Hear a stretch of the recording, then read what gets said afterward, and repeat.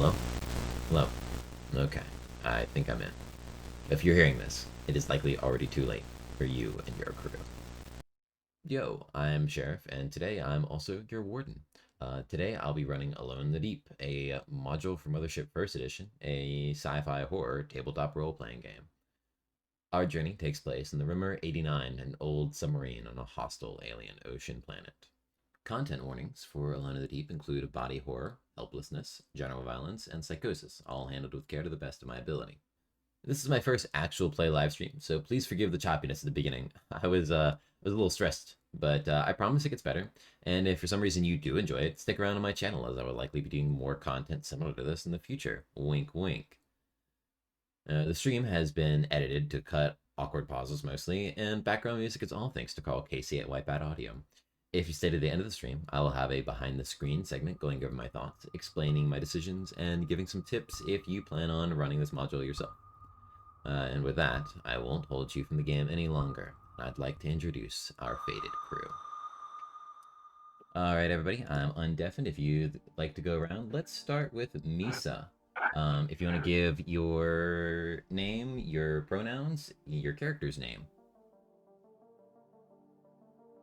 Yes, hi. My name's Misa. Pronouns are she, her. My character's name is Amara Vanarkian.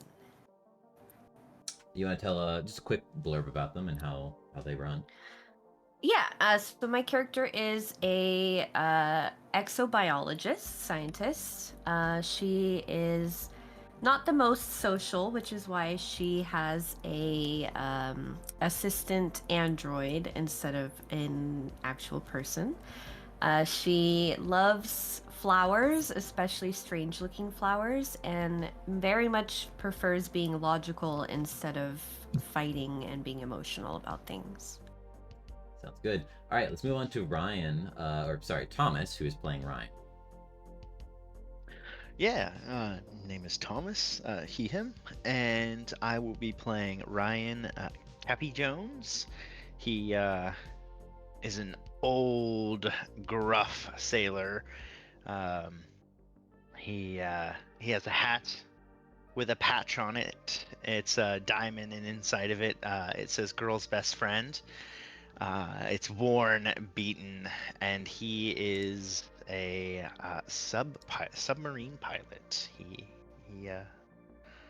So yeah, that's him. I'll have an accent for him, but I'll wait till we get started. So Sounds good. So, next, Fel, who's playing Slade. Hello, yeah, I'm playing Slade. He is an android, and he, him pronouns.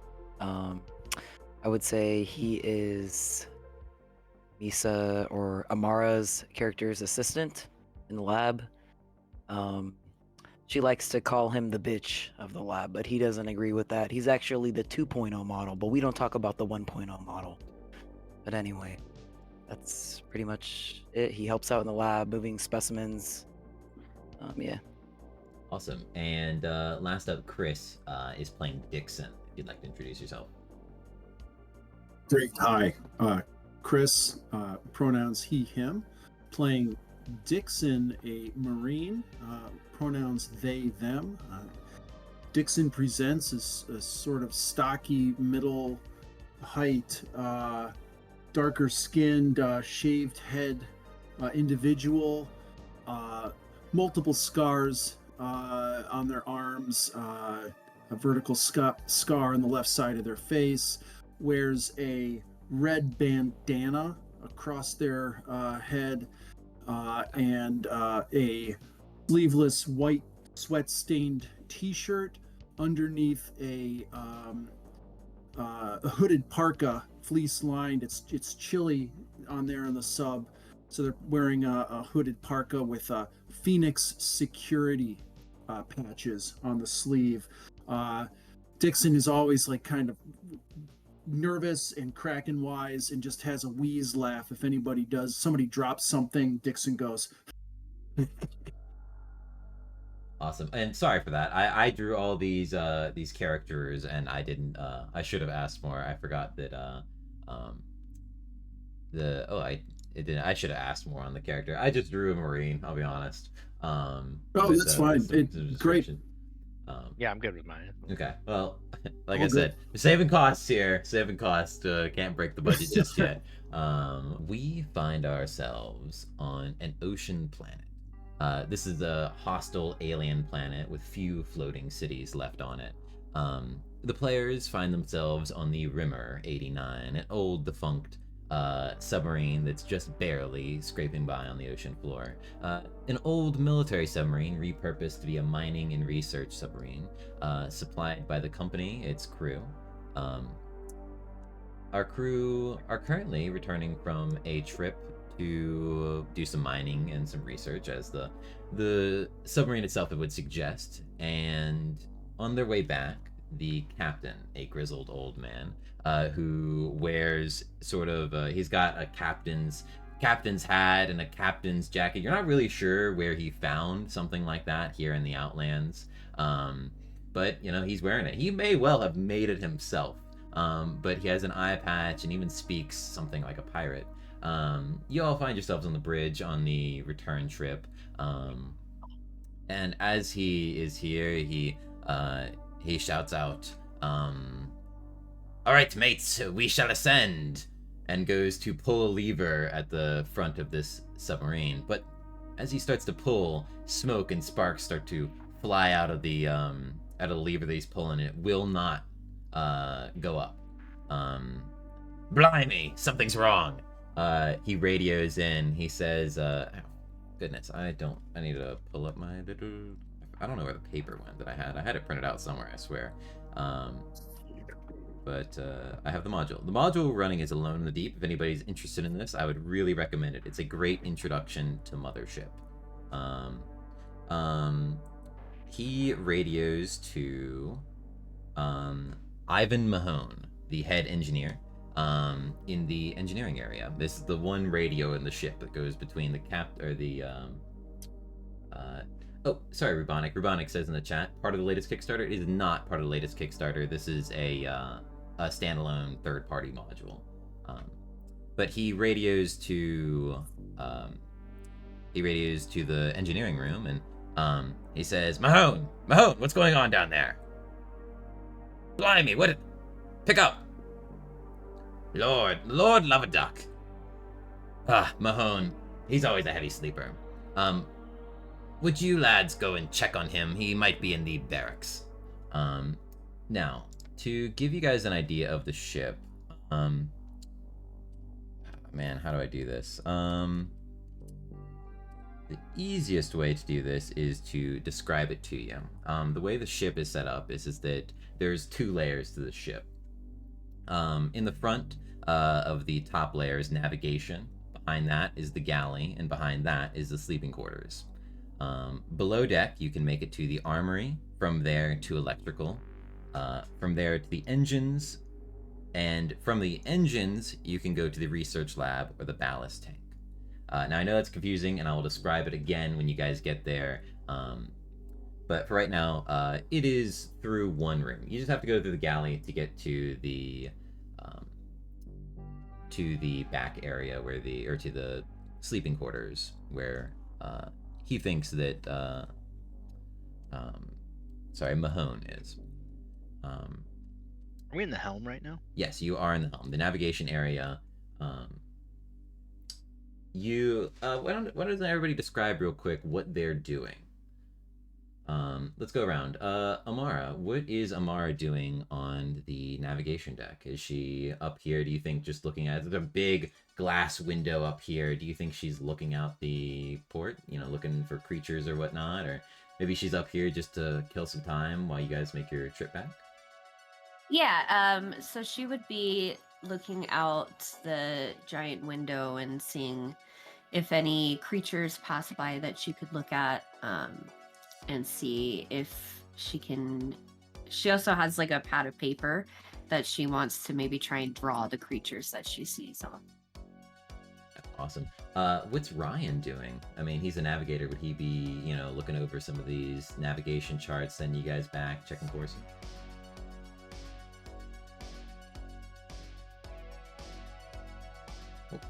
Ryan. Oh, go ahead.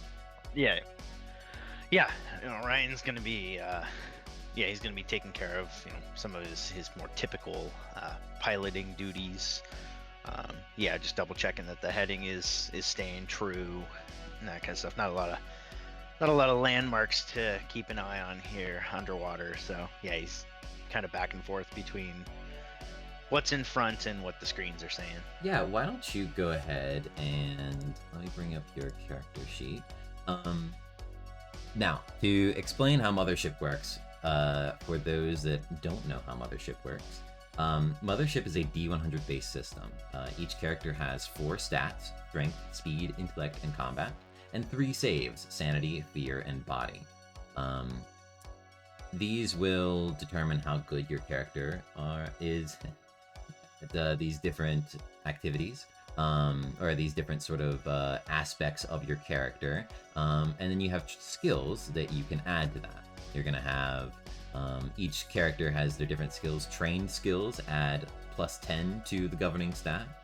Expert skills add 15, and master 20. So if you are making a check and you add your master skill to it, then you would have, so maybe, for example, if Amara is trying to look for a creature and she notices one, having, she has exobiology, she might be able to make an intellect exobiology roll. Her intellect is 51. Adding exobiology adds 20, which would make it 71. And she would roll a D100. You aim to roll under the D100 to succeed on a check. If you fail a check, things may get worse, and you gain a stress. Stress accumulates throughout the game. The more stress you have, the more likely you are to panic when you're forced to make a panic check, and the worse it will be. That's most of all you need to know with Mothership. When we get to combat, I will explain that then, but for the most part, it's pretty simple. So why doesn't Cappy make me an intellect piloting check? If you'd like to roll that in the roll 20, it will show up on the screen for everybody to see. Yeah. All right. So intellect with piloting. Yep. All right. So my target is 60. Oh, there it goes. Yep, 27. Cool.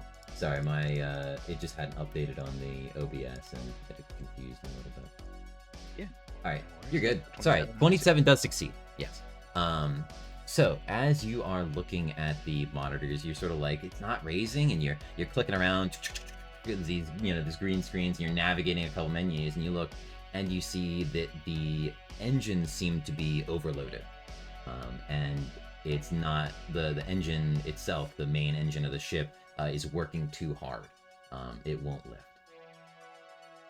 Oh, I can see right here, Captain. It looks like the engine's overloaded. We should probably take a look at that first and see what's going on back there. The captain, sorry, he calls himself captain. Like, that's what he goes by. And you don't know his name. He's never stated it, and you cannot find any legal documents with it on it. He says, be it so. Would you like to send another group to go down there and check it out? If not, we do still need to talk to Mahone. He is the one that would be able to fix such a thing. Mahone? Mahone is the chief engineer.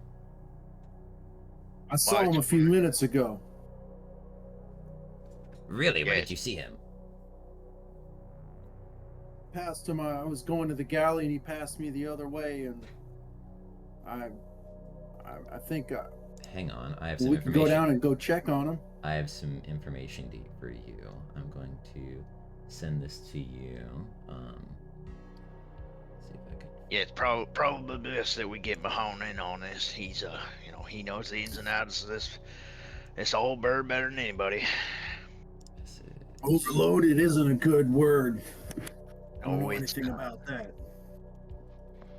Well, if that goes down, it's gonna be awfully cold down here. All right, Chris, I sent you some information on Discord. I, for one, am looking forward to some shore leave. I saw Mahoney. I passed him. I was on my way to the galley, and he didn't look too good. He was kind of sweating and stumbled a little bit. I don't quite know. Well, we can go. We can go, and I'm gonna put away my piece of scrimshaw and my knife, and get my look around the gallery, look around and say who's going with me. All right, yeah, let's split the party. That sounds like a great idea. Dixon, God. who would Dixon trust enough to go with him to go and check on Mahone?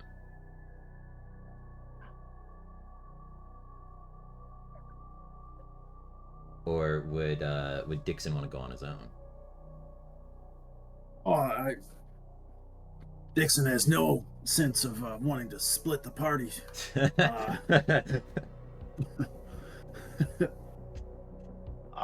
I might be able to set up the autopilot function here. If you need me to go, I can turn a wrench if Mahone needs my help. Unless Amara Slade, you think you might be good to help him out, and I can stay here and pilot. It's up to you guys, I suppose. Well, if you said that Mahone was not looking well, perhaps I should go and check on him. Misa, that's a good idea. I think that's a really good idea. Why don't we head down through the galley back? He looked like he was heading down toward the engine room, so let's go head back that way. All right. So there's slight miscommunication. So it is the galley to the sleeping quarters. That's where you saw him going. Oh, okay. So, and that is the top level of ship. You can't get to the bottom level from the top level. It is if you want to go from the top level to the bottom level, you do have to go through navigation. But as you guys go through the galley, you see the three of you begin to walk towards the galley. You open the bulkhead door, and in the galley, you see old Byron, the chef of the ship. He greets you and says, I've just cooked up a pot of gruel. Good to see you again. To be clear, it looks very unappetizing. It's this pot of gray, gooey sludge. For some reason, he seems to enjoy it. In the galley, there's a couple benches in here, a little sort of lunch, the sort of like lunch tray area that he puts the food out on. It's just a pot of gruel now.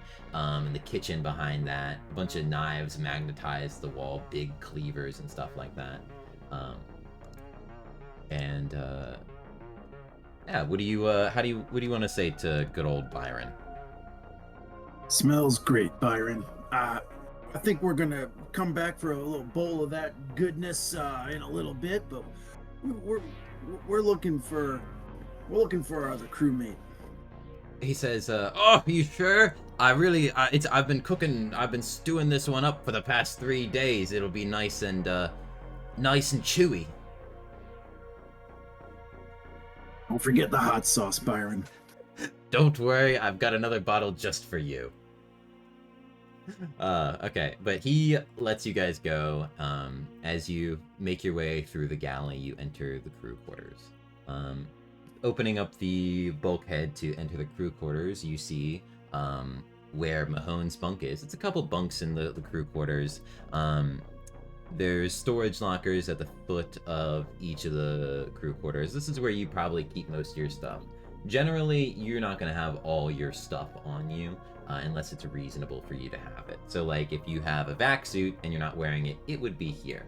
How unsafe could it be on a submarine? I don't know. We'll find out. But you do see Mahone curled up in his bed under his blanket. If you would like to go and wake him up.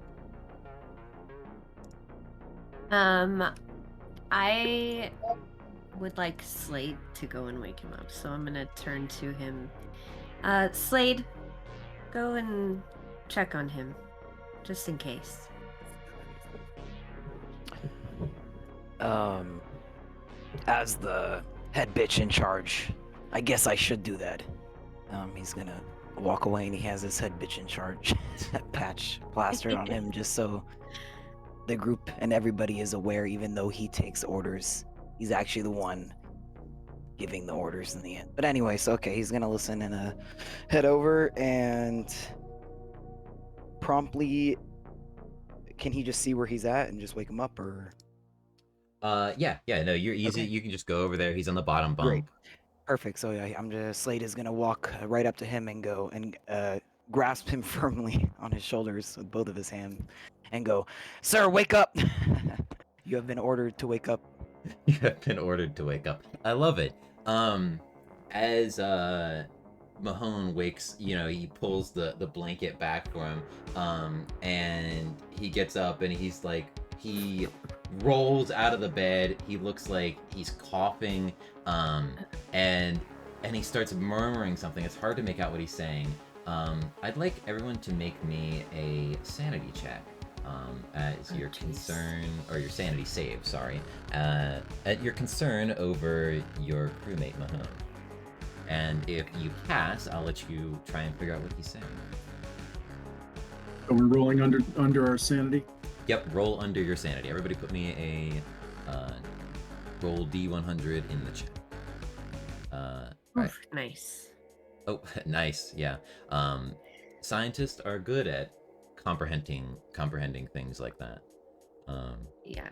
So So- I pass. Looks like you're the only one that's able to make it out. Everybody else failed. Yeah. Okay. Yeah, so Amara is the only one to pass the sanity save. Everybody else, please gain 2 stress. But Amara, you see that he's murmuring something about water and creatures and drowning. And do you want to try and shake him out of it? Yes. All right. How does Amara, the scientist, approach the situation? So if I hear him murmuring about water and creatures, I'm gonna kind of walk up and like grasp his shoulder and shake him a little bit and say, what creatures are you talking about, Mahone? I think you might be dreaming." He says, it's flooding. Everything. It's all flooding. It bit me. And Bit you where? You can see that part of his engineer's jumpsuit seems to be like there's like a spot torn on his side. But you're not able to get a good look as he rolls over and throws up on the ground.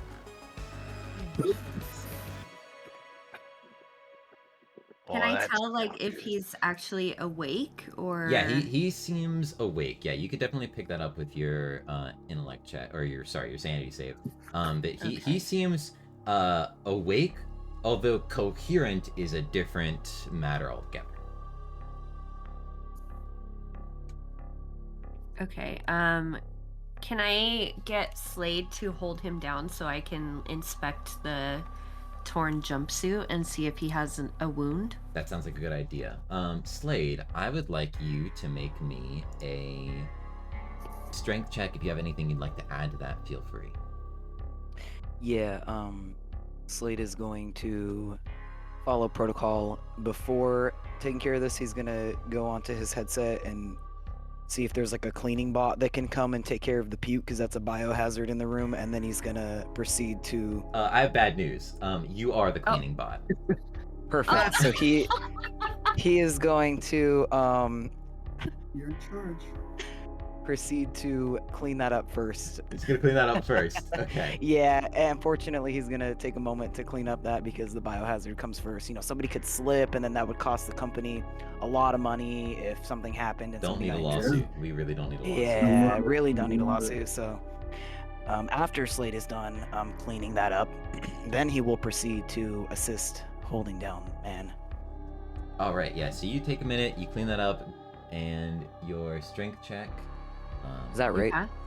Is it at a 1d100 as well? I Yeah, forget. it's a D100. Okay. Most everything in this game is a D100. And does that pass? Sorry, I don't have your character sheet. I may not have. Oh, here. Do you want me to send it to you? Yeah, if you don't mind. Yeah, here. I'm gonna be a lot slower at this than you. You're fine. Just catching up anybody that is late to join the party. The group is on an old submarine, the Rimmer 89, on a hostile ocean planet. As the captain tries to get the sub to lift towards the surface, something is keeping it from going. And I passed. by the way. Awesome, thank you. And the captain asks the crew to go and check on the head engineer, who is known to be a heavy sleeper in the crew quarters. So I just got to open this, put this here. Cool. Very firmly, once again, I will grasp him. Slade will take him by the shoulders and hold him down. You're going to hold him down. Awesome. Yeah, just restrain. Maybe just put all his, Mhm. android strength into it. That's a fair amount of strength, all things considered. Yeah. You're able to get him in place. He's still squirming around. You get he keeps trying to clear his face, like to get water out of it, but there's nothing there. And you're able to see the puncture on his side. Puncture? Yes, a puncture. Would you like to make me an intellect check? Okay. Oh my god. So, Okay, well. Oh, jeez. Oh, geez. That failed. Gotcha. That might have failed, yes. So as you lean down, you look at this puncture wound, and you notice that it's squirming a bit. Ew. Make me a fear What's that? save. What? A fear save? Yep, fear save, please. Oh, God. Okay.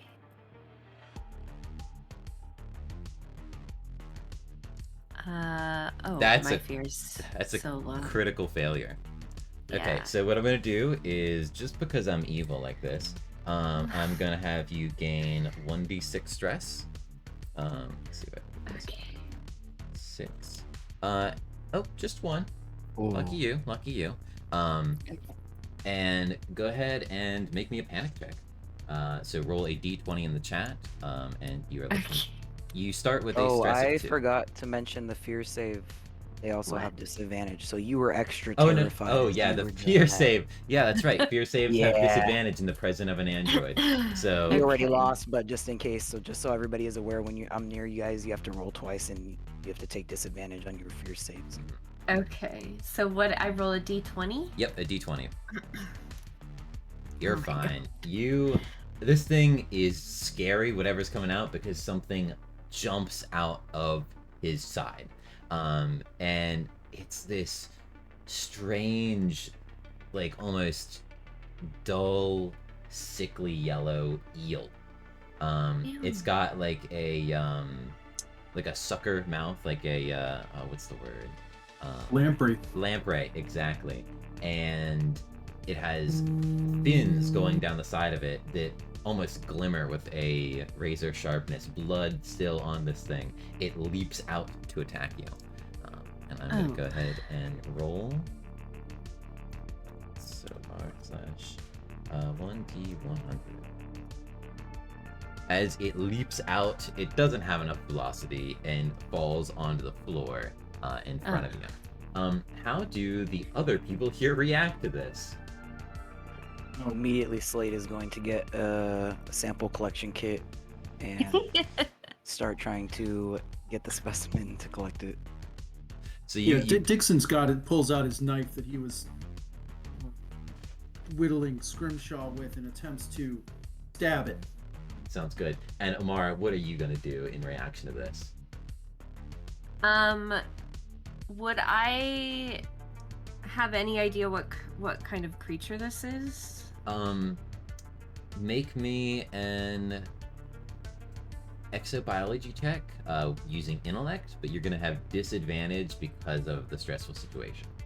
To try and remember it now. You might be able to find something later on it, but right now, trying in the moment, figuring out what this is, it's stressful. Okay, so with exobiology, I just have to pass a 71. Okay. Oh wait, Nice. it's disadvantage. Disadvantage. So I roll have to twice, roll so again. Take the lower. Yep. Oh my god. Okay. Ooh. Well, I need to get, The worst. get the music back going you know, here. we don't need to talk about it. All right, so a 99 critical fail. God. Okay, why don't you go ahead and gain 2 stress for the critical fail? And you not knowing what this creature is, I mean, you have a good idea of the things on this planet, but you're not familiar with whatever this is. Are terrified of it. And Yeah. I think Amara is going to try and get out of there. And you Yeah, can run she that. would definitely just try to get away from it. All right, so it seems like Dixon and Slade are both going to try and attack this thing. I would like both of you to roll your D100. Dixon making a combat check, and Slade making a speed check. Okay. Yeah, fail. Okay, so Fell isn't able to get it, but Chris, you do succeed on your combat check, don't you? Now, Yeah. combat knife is, I think, 1d5 damage because it's using scalpel. So why don't you roll me 1d5 in the chat and see how much damage you're going to do this little guy. Ooh. It could have been better. Oh. Yeah. Rolling, as you are able to beat Slade to the creature that has just jumped out of Mahone, this eel-like alien, you stab at it, slicing off one of its fins, but not enough to really hurt this thing. Slade failed your speed check, so that's your action. And Amara, are you going to try and run out of here? Yes. I don't think there's anything keeping you from running out of here, so I'm gonna let you do that. Why don't we follow you real quick as you go into the galley, and you see Byron, who is surprised to see you back so fast. Yeah, so she'd run in and kind of get like maybe halfway across the galley and look at Byron. And he's just And standing there just- like, "What, huh? Like, you look pale." That's what he says, like, "You look pale." Something bit Mahone. Something came out of him. A creature. Did you talk to him at all before he went in there? He said he wasn't feeling well enough for a bowl of gruel either, so I let him go. I usually try and get you guys on the second time you come through. Something's wrong. He's badly hurt. He says, And there's a creature in there that they're fighting now. he pulls off a kitchen knife from the wall, and says, "Oh, you want me to come help?" Yes, please. He says, "All right, miss, you stay safe out here, and I'll go see what I can do about this thing." Thank you. And he walks in. There, got you guys some help. How nice. Gracias. Slade and Dixon. This creature is squirming around on the floor. It is going to jump at, well, I think Dixon's the closest one to it. And you did just hit it. So it is Yes. going to it tries to fling itself off the ground at you, but again, being out of water and out of its habitat, is not able to land a decent blow on you. It is now you guys get to act. Slade, what are you gonna try and do? Slade is, first of all, a little agitated that we're just immediately attacking it when protocol is not to just murder these things. He needs to be collecting these samples. That's like his number one thing. God, the Marines So- not paying attention to protocol? Jeez. Yeah, imagine. So he's gonna like mentally be writing a note, like, he's gonna write like, okay, I'm gonna have to report him to corporate leader. No, we got to get rid of that guy for sure. But anyway, he's gonna attempt once again to capture the creature. Yeah, for go ahead and make studying me a or whatever. speed check. And Dixon, I assume you are back at stabbing this thing. Yeah, Dixon is definitely, Slade is gonna knife- audibly remind Dixon of company protocol as he goes to do this. By the way, You're not stopping Union him, but protocol, I have no idea what the hell that thing is. That's just came out of him. There's no way. You can look at it when it's dead, and I'm gonna strike. awesome. Go ahead and make me a combat check. And Slade, if Slade wants to make me a intellect check, feel free. And Slade, don't forget that he will gain another stress for failing a check. Okay. Do I gain Wait, stress when I miss in combat? Yes, you do. There's a 51 when I tie my score. Does a tie? Yes. Hit? I'm kind like that, and it does say technically roll under, but I'm not doing that to you. So I'll let that hit. If you want to roll your D5 again. Oh, Nice phew. of you. Thank you. Gracias. Oh, jeez. Submarine.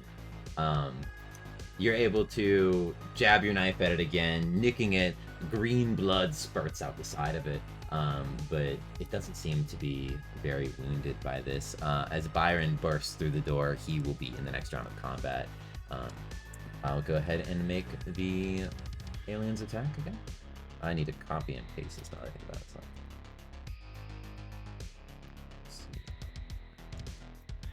Okay, cool. Fighting some aliens here. God, wow, I would like to roll well. But no, it's going to miss again. As Byron's going to come in and he is going to make his attack against it. Byron also misses. It's up to the rest of you guys. Ah, jeez. Byron misses. Yep, Byron misses. Why don't we let Slade go first this time? Oh, Oh, go blimey. ahead, Slade. No, it's, well, sure. We'll let Slade go first. Slade, if you'd like to Alright. roll your intellect, try and capture. Okay. Hey, okay. Let's go. So, Slade, you swoop in with your, I assume, a sort of a heavy-duty plastic bag, and you've been taking it, trying to catch it, but each time, Dixon is gonna blocks you and trying to stab with his knife, and you are able to finally get there before him and swoop it in there and seal the bag. It is squirming around in here, leaving marks on the side of the bag. What is Dixon's response to this? Curious. Dixon's gonna look at it and say, "I don't think that's gonna hold it."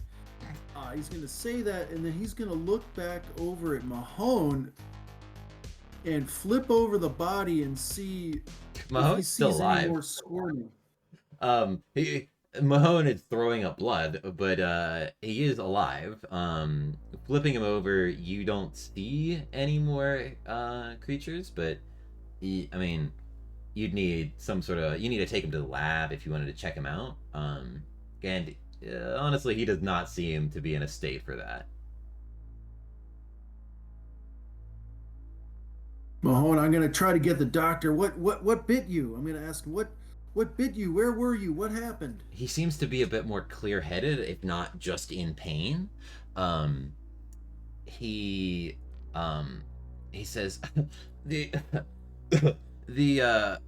Kapotsky is the head scientist on this ship. Kapotsky was running around, and I was trying to figure out what he was doing before for that was that the thing? Oh my god! It I don't know. I felt a jab in my side, and I looked down, and there was and he faints. Oh. And he's what? And he faints. He passes out. All right, let's get him down to the med bay. Sounds good. Maybe Don't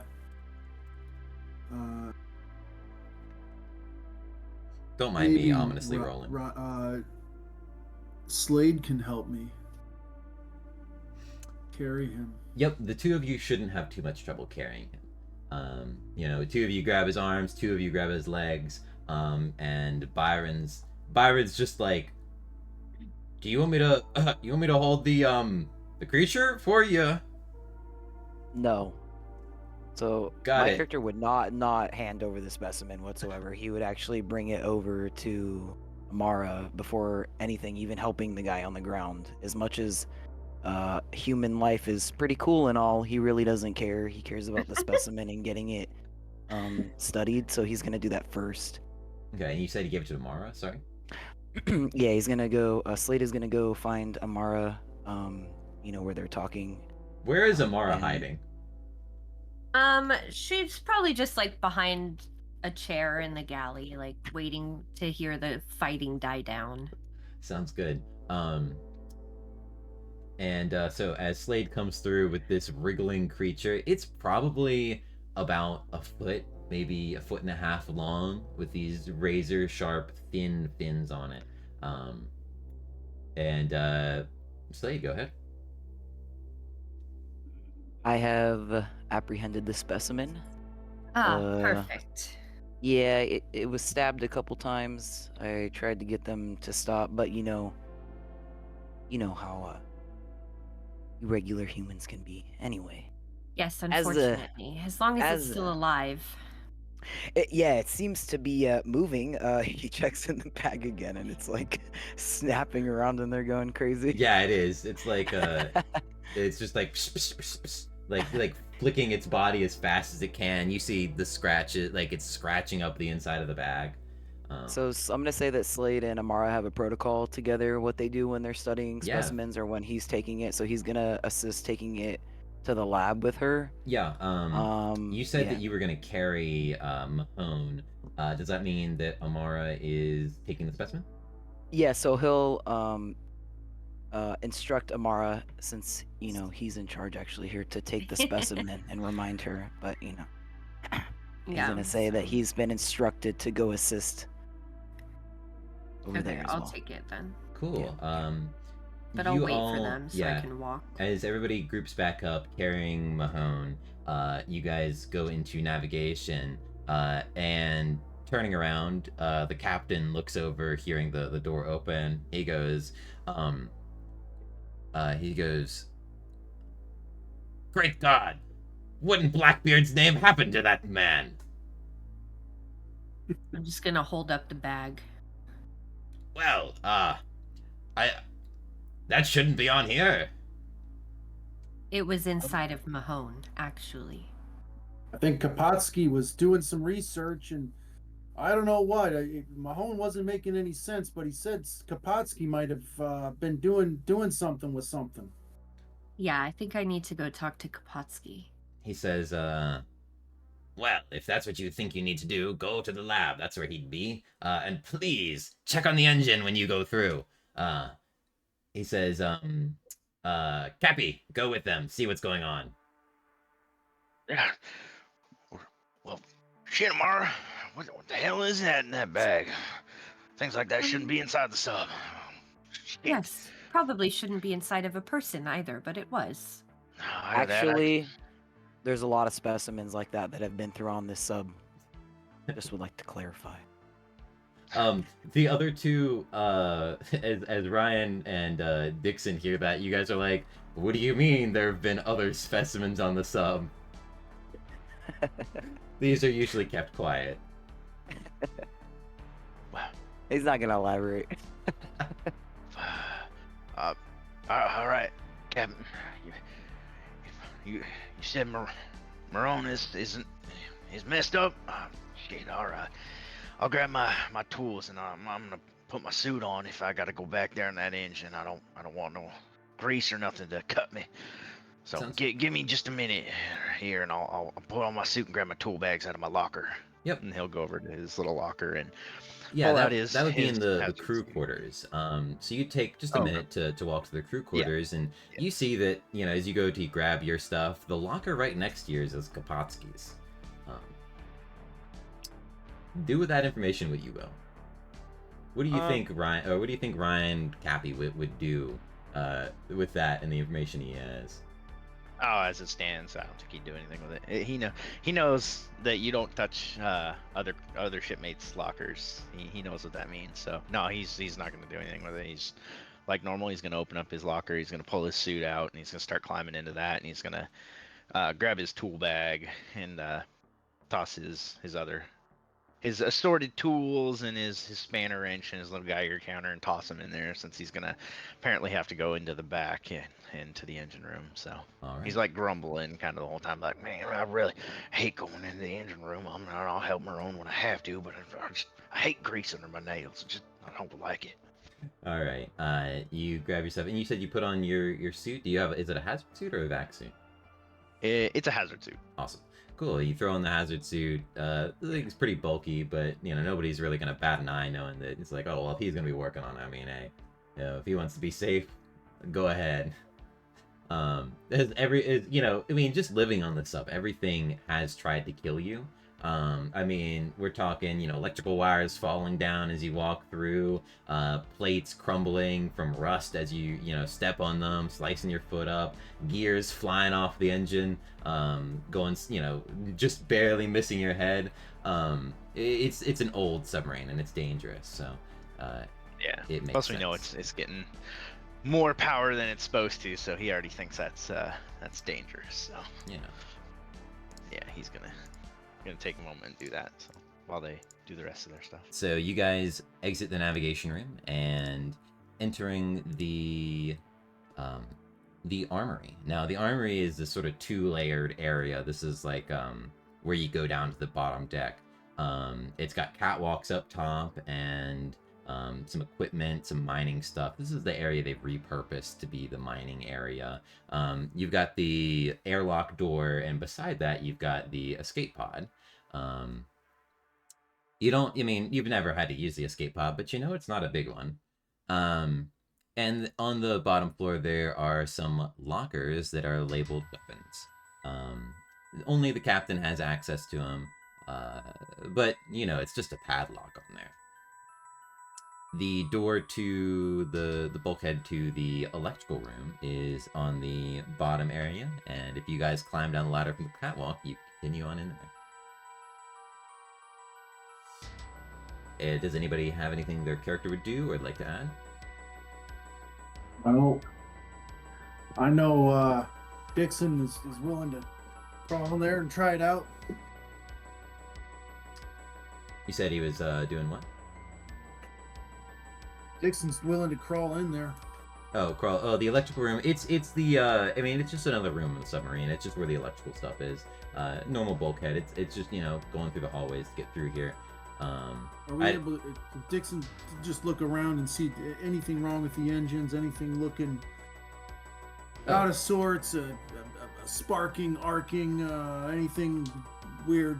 Yeah, getting into the electrical room. It's a bit maze-like through here. You guys navigating your way, carrying the body. You look, you think about this. You're like, hey, hang on, and you drop Mahone. He groans, and you open up a couple of the breaker panels. You see that everything, there's nothing tripped. There's no active sparks flying around. But the lights are flickering in here. The old fluorescent lights. You really think for such a dangerous area they would have better lighting. But navigating your way. To get through here, you guys. Oh, never mind. That's later.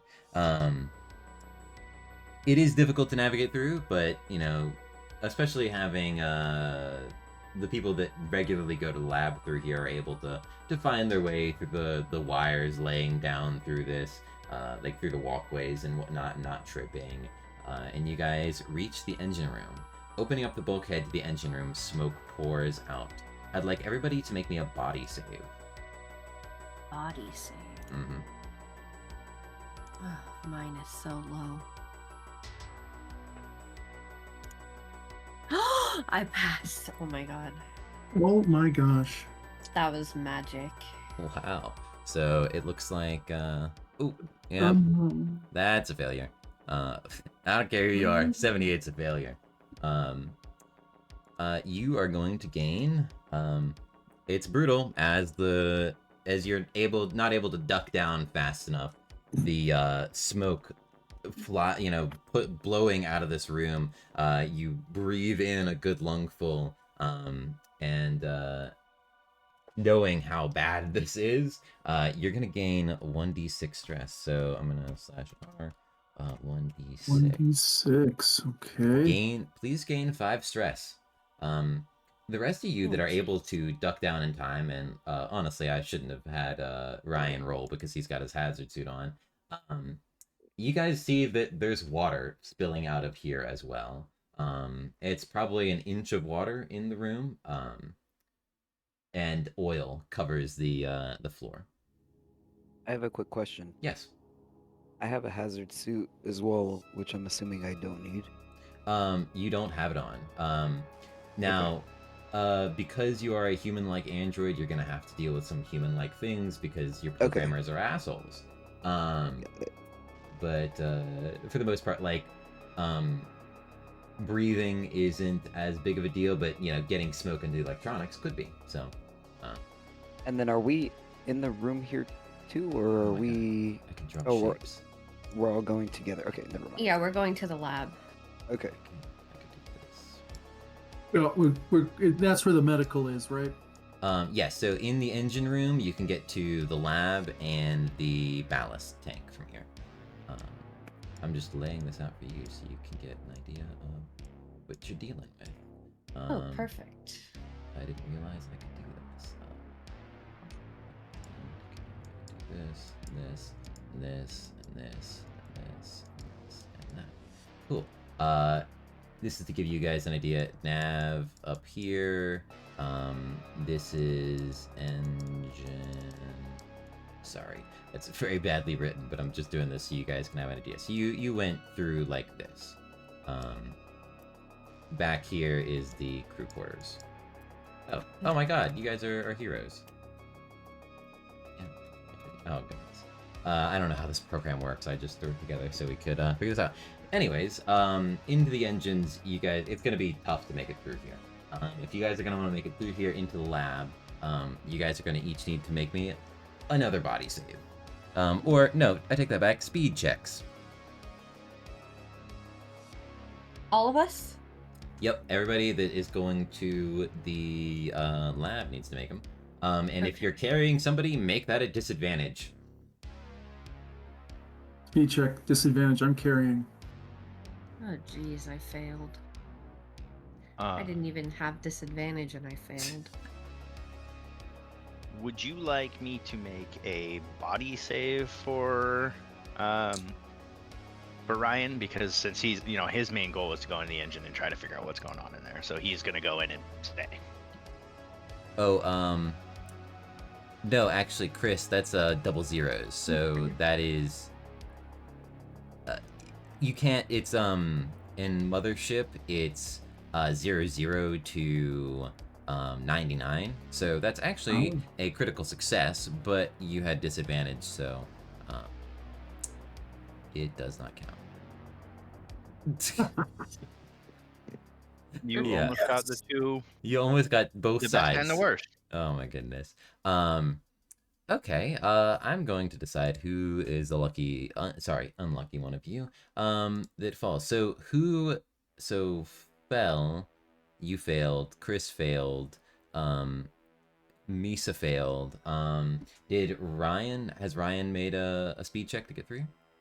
No, I mean, his initial goal was to try and he was gonna go to the engine and try to figure out what's going on in there. That's So right. he would stay in the room, which I know it's obviously very hazardous. So would you like me to make like a body save? You're wearing the hazard suit. That's why I wanted a speed check just to get through here, safely, essentially.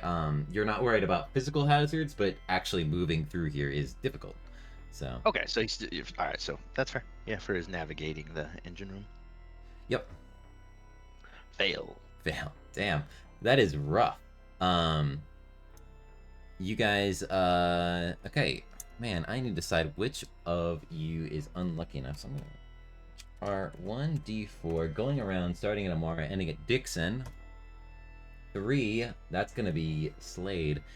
You fall on the floor. It's, you know, wet and oily, and everybody's sort of stumbling around, having trouble, but Slade falls. And it's not until he's on the ground that he sees the eel sliding towards him. Would you make me a body save? Would Slade make me a body save? Yeah.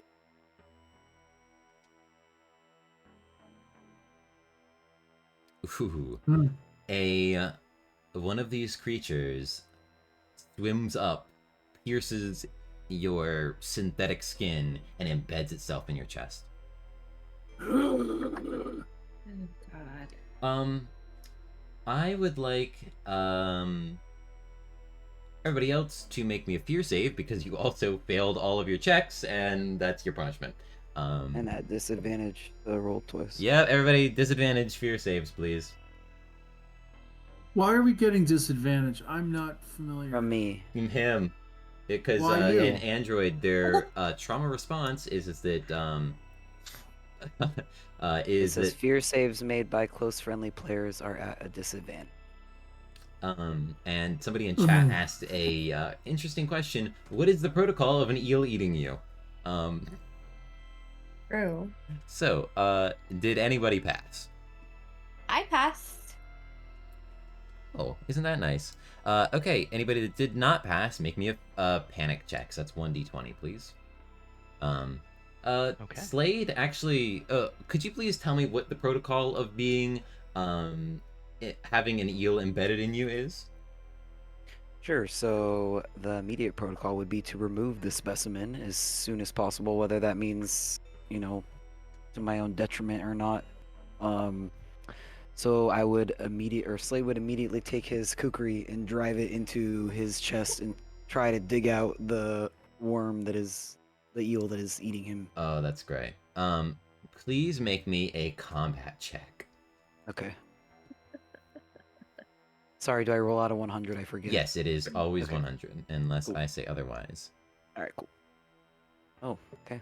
That's a pass. Will you go ahead and roll me 1d4 or 1d5 damage? Sorry. Are you Over damaging damage. yourself? Yes, you are, but you are able to, taking your knife, you're sticking it in there, jabbing it around, it hurts. Your diodes are firing off. But by doing this, the eel punches itself out the other side of you and slides back onto the ground. I'm gonna see if it actually does any damage to you on the way out. It doesn't, but you still take 4 damage. Thomas, would you please, what's your current stress? 4. I rolled a 4. Great. Let me bring up the panic table real quick. Yep, I was pulling that all up on my end. Great. Okay, so for anybody that does not know how Mothership works here, when you panic, you roll a d20 to try and roll under your stress. If you fail, you'll reference the panic table to see how badly you panic. And a 4, if I can, yep, is overwhelmed. Disadvantage on all rolls for the next 1d10 minutes. Increase minimum stress by 1. Would you please increase your minimum stress by 1? Yes, I will. And I'm gonna go ahead and roll that 1d10 minutes. Oh, damn it, there's more of them damn things on this ship, and one of them's crawled up inside of him. I can't take this shit. They're supposed to be outside the ship, not inside of the ship. We're supposed to be in the ship. They're supposed to be out of it. Actually, I removed it from inside of me. Well, Thank now you it's for back the out in the concern, ship. That's bad, too. All right. I'm gonna say that the people that are going to the lab are able to make it to the lab. And the person that is working on the engine, would you like to try and make me... What kind of check would you like to make here to figure out what's going on with the engine and what you can do about it? I will do... I got jury rigging, so I'm just going to start, looking at that's what... fair enough. Yeah, I'm just going to grab my tools. I'm not a master mechanic. I know my way around from helping Marone a little bit. I'm just gonna be like, let's... somebody deal with that damn eel. Wiggle around. I got shit I gotta do in here. Let me see this. Come on, old bird. He's gonna start Awesome. grabbing like wrenches out, and he's gonna start turning Please stuff. roll me an intellect jury rigging check with disadvantage due to being overwhelmed by all of this. My target is 60, but let's see. That's a pass, and that's a fail. The fail. Awesome. I'm gonna go ahead and make this awesome. As you are going in here, what the hell is going on with this thing? What is the problem? You feel something nick your foot. /R to... Oh, what the hell is that? And you take 8 damage as, wait, you have armor. It slices open the suit on your leg, and will deal, because you have an armor of 5, that's going to reduce it by 5, so you'll take 3 damage, but your suit has been pierced and it no longer gives you any armor. Yep. It's still useful as a suit, but it Yeah. is not going to be as effective, and it's not going to be combat effective anymore. All right, people in the lab. As you get into the lab, you see it is a mess. There's stuff strewn all about. Water is also flooding into here. It's even more flooded than it was in the engine room.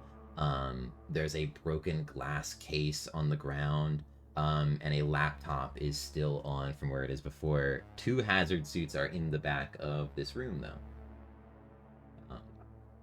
Still in there, hanging up. Anybody else in the room? I'll look Yeah, is around. Kapotsky in here? Kapotsky, where are you at? Kapotsky. You're not getting anything. It is empty. It is dead silent in here, too. All right, we put Mahone up on the lab. I suppose there's a med bay, sick bed. Yep, there's a bed in here, and there is a med scanner if you want to use it. I don't. I say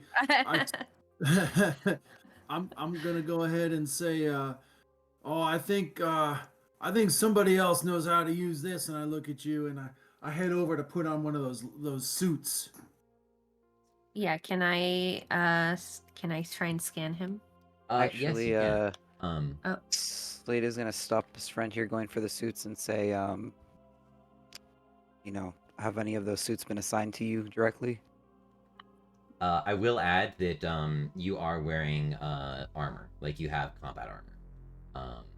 Now, if you would like to put on the suit, feel free. It won't give you as much armor. I thought I had to go put on my armor, but if I'm already wearing it. Oh, okay. It's up to you. Would you rather your character be wearing the armor? Is that something they would normally wear? If not, not then... okay. in the course of normal ship operations. No. Okay. Yep. Then it's going to be up in the your crew quarters. That's where you're going to have it. So yeah. My weapons and my armor are up in the crew quarters. All right. Cool. Yeah. You go ahead and take a couple minutes to slip into the suit. Would Amara like to make me an intellect check? If you want to add something to that for using this equipment, you can. Okay. An intellect check. Let me find your character. I think pathology would be here. Yeah, I was gonna say maybe pathology. Yeah, go ahead. Okay, so that would be a 66 check. Nice. Sounds Yes. Yeah, awesome. Okay, so as you take the med scanner, you're sort of scanning it over him, and it picks up a couple small biological life signs in his chest. Oh. Bad news, everyone. I think that this eel may have had babies inside of him. Maybe I should check Slade too.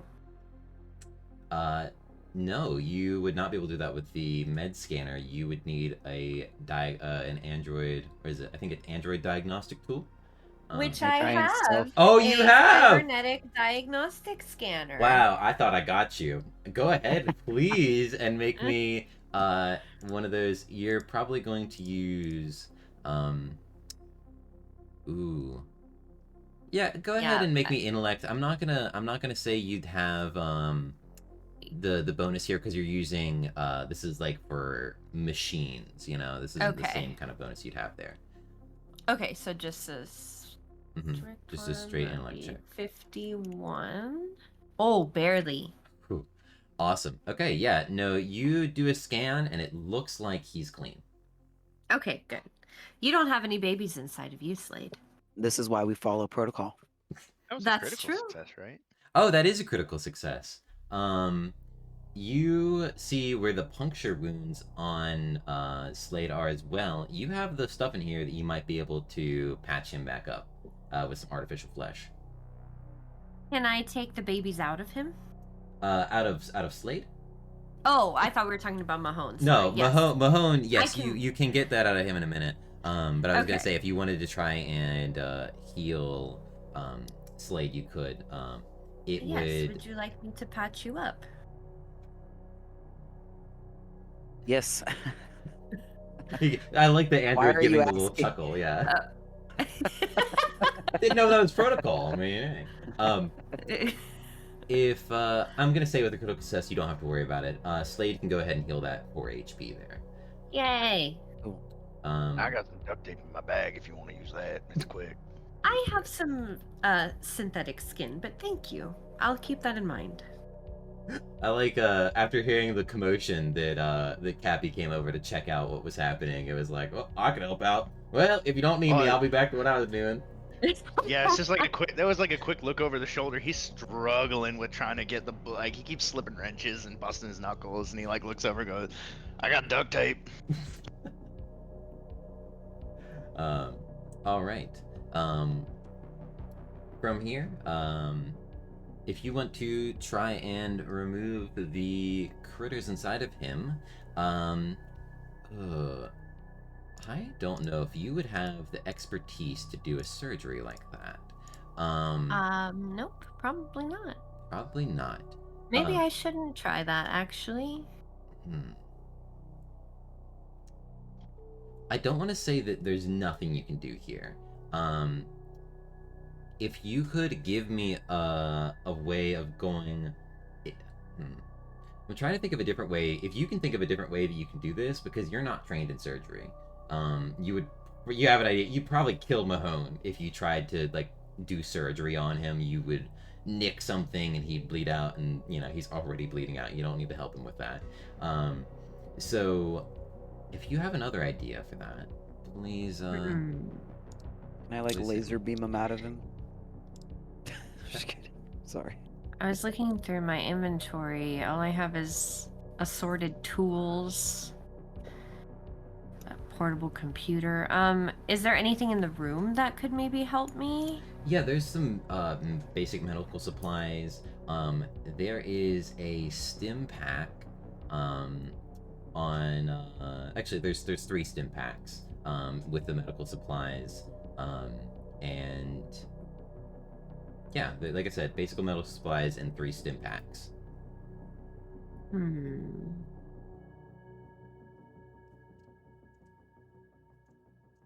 And he's like passed out, right? Yeah, he's passed out. You hear him groan now and then, but he is not coming back to consciousness for a hot minute.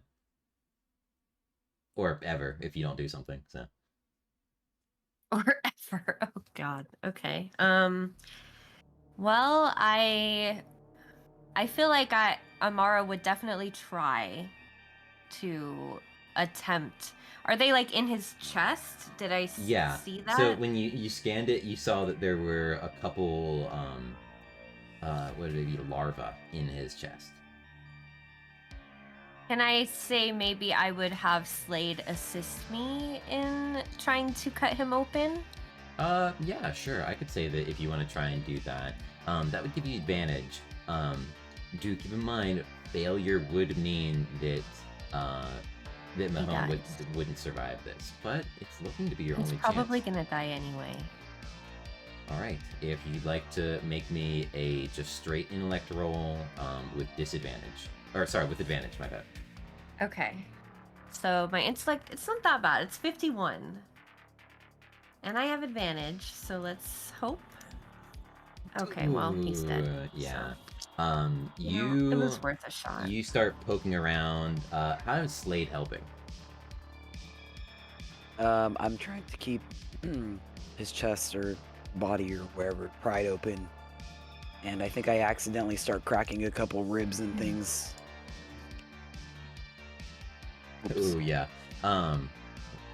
Was not made to handle human flesh. Maybe alien or strange specimens. It's lots of packages and weights and stuff, but not this. Not this. And how does Amara fail?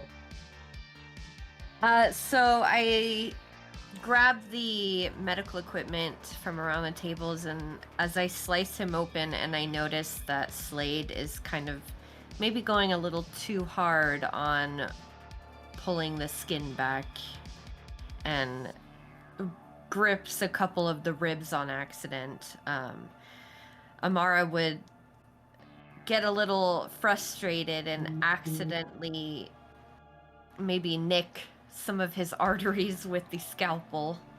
and blood starts spurting out, and it's almost yeah, like there's. got a bit of a green tinge to it, as Oh. he bleeds out. It's not strong, but when you look at it, you see little green speckles, and just it looks off. Yeah. And the blood spills onto the already wet floor. You take your med scanner, and you're like, oh shit, and there's no pulse. I would like both of you to gain 1d6 stress. 6. And then for Slade, slash 1d6. Alright, so yeah, so I'm not giving you that. I'm not giving you the 1, I'm sorry. But Amara gains 5 and Slade gains 4 stress, and I would like Amara to make me a panic check. Okay. So that is a d20. Okay. 18. You are fine. Can I get a head count? Amara, what's your stress at? 10. Ryan. Gabby. Sorry. I should be at 6. All right, Slade 8. and Dixon. 9. Ooh, not looking great, guys. All right. Dixon, you notice the computer on the it's like this old CRT computer with a keyboard. Now, mind you, this room is much like, I mean, before it flooded and got, somewhat destroyed. It looks like it's nicer than much of the rest of the ship. Like, this is where the funding's going towards the ship.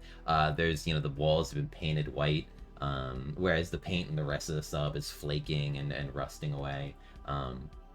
But you see the computer, which is, it looks to be even newer than the ones on the bridge, seems to still be open, and looks like it's still logged in.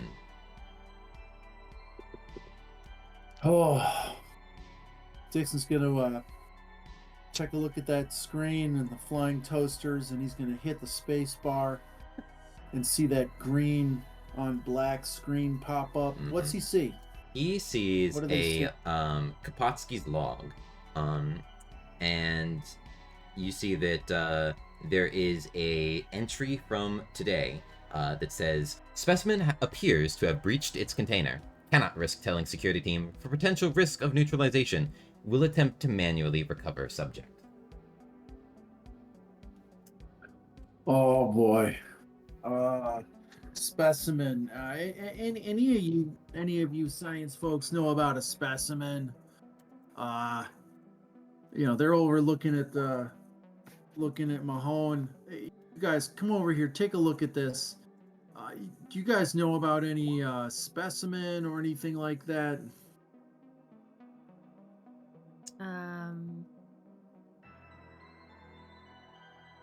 You have a Okay. specimen.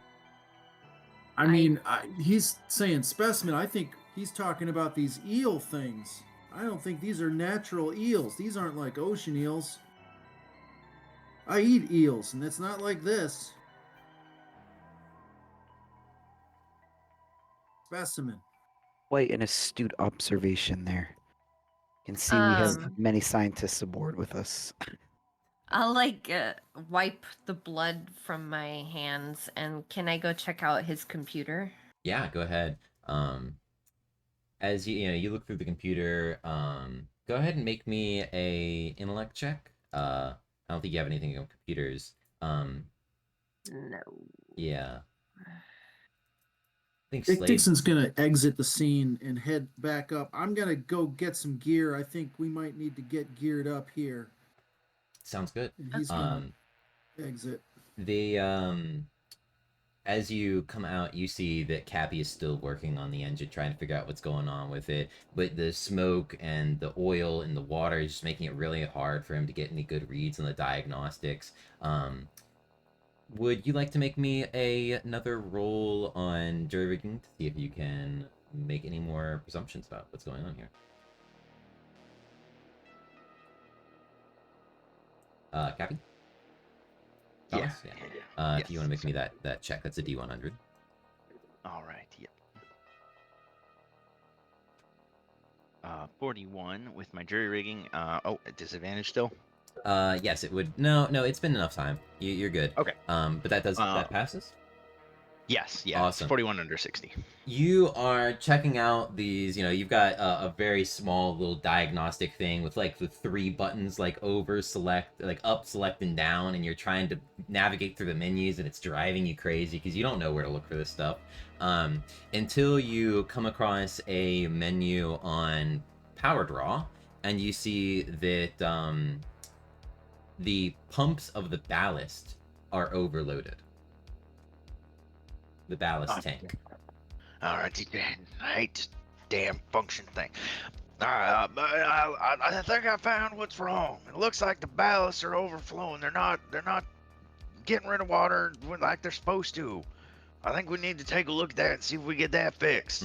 I'll grab my tools. Yep, the ballast tanks. The ballast tank is like basically the whole bottom of the submarine. So I lied. There's technically 3 layers: the top layer, the middle layer, which you're on, and the bottom layer isn't really something that's usable. It's the ballast tank. It fills with water to bring it down, and empties the water to keep it buoyant and all that. But there is a hatch in this room to get to the ballast tanks.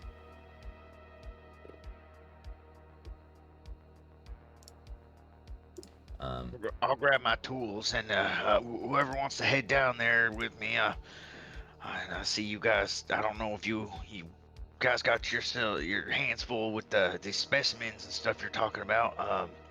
I don't know if you got stuff to look at here. Dixon and I can go down there and take a look at the ballasts. I mean, he said there's only 1 specimen, right? I mean, you got it. Well, I guess you said there's babies too, but it seems like you got those.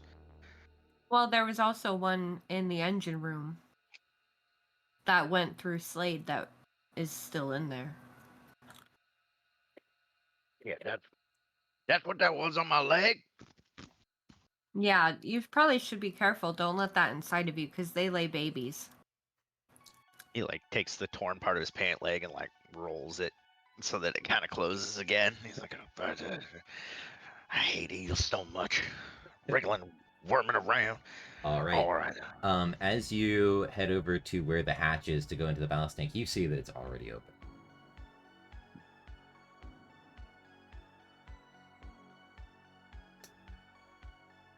What would you guys like to do? It is pitch black in this ballast tank. There is a slippery metal ladder going down into it, but you can't see anything. Dixon's not there, by the way. Dixon says, "I'll be right with you. I got a suit I can put on, protective suit. It's got lights. You just hold on a second. I'll be back in 3 minutes." All right. So I guess it's just Gappy here. Seeing that now that Dixon said he'd be back, what are you gonna do? Would it be fair to say that I have like at least like a mild level flashlight in my assorted tools, or no? Why don't you? Okay, here. I like to do this to my players to torture them. Highs or lows? Just pick. Highs. Yeah, you have a low power flashlight. Oh, okay. Yeah, that's fair. Yeah, I wouldn't have even expected a high power. Yeah, like a low, just dinky little. Yeah, it's like a dinky, like it's a keychain flashlight. Yeah. You stick your keychain flashlight in there, and you see that the thing is about half full of water, and it is continuing to fill up a bit. Like you could see that it's been going up recently, and you see kind of nearby there's a hole with water spurting out into it, but you can hear more deeper in there. Past that, you can't see anything. The flashlight just doesn't have enough power. Okay. Would I know if there would be like extra tools for repairing patches in like the engine room and stuff like that Mahone would normally keep in there? In the armory, you're gonna find like there's a welding kit for like doing repairs to the outside of the submarine, an underwater welding kit. Okay. Can someone go back to the armory and get me the welding kit? It looks like there's a hole down here. I'm gonna have to patch it up. And I think Dixon hears that and Yeah, he says, yeah, I'll grab that for you. You hear that heading out the door, and you head on. Okay, we're gonna follow Dixon real quick. You head up to the. So you want to grab your armor first, yeah? Yeah, I'm gonna grab the armor and the advanced combat rifle, sling that, and grab the welder. What else do I see in that armory? In the armory, as you go in the armory, you see that the ground is starting to fill with a bit of water here.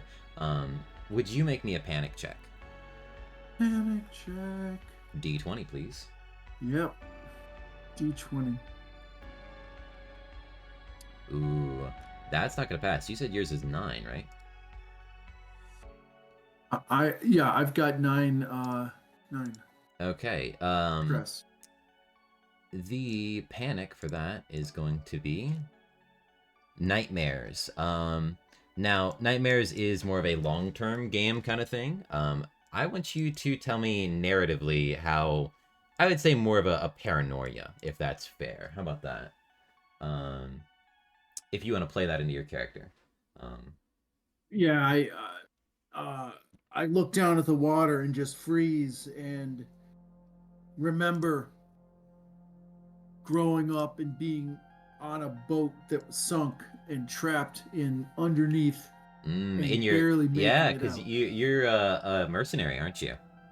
Yep. So could And definitely barely have making it out, and to pushing a door open and swimming to the surface and just barely making it and just looking and just saying, "Oh no, not today, All right. not today." You see the weapons locker on the other side of the room. It's up to you if you want to mess with that.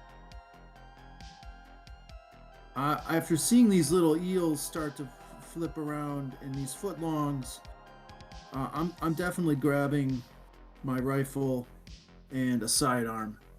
All right. Yep. So you grab your rifle was In the welder. Was up top. You said you grabbed the welder, and you head over to the locker.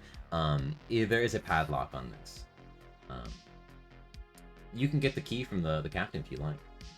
You could have grabbed it when you went through. Yeah. Cap, toss me down the toss me the key to the locker. We might need to get rid of some specimens. He says, "Blimey, you think it's that bad, really?" Well, I think we're on it, Captain, but definitely need that key. All right. And he throws the key to you. All right. You're able to unlock it, and inside you see there are 2 revolvers with 40 rounds. And there are, as you start rummaging around, you see that there's a box in here, and it's got 3 grenades in it. And that's when you see it. One of the an eel, and it's chewing on the grenades. I would like you to make me a body save. Okay.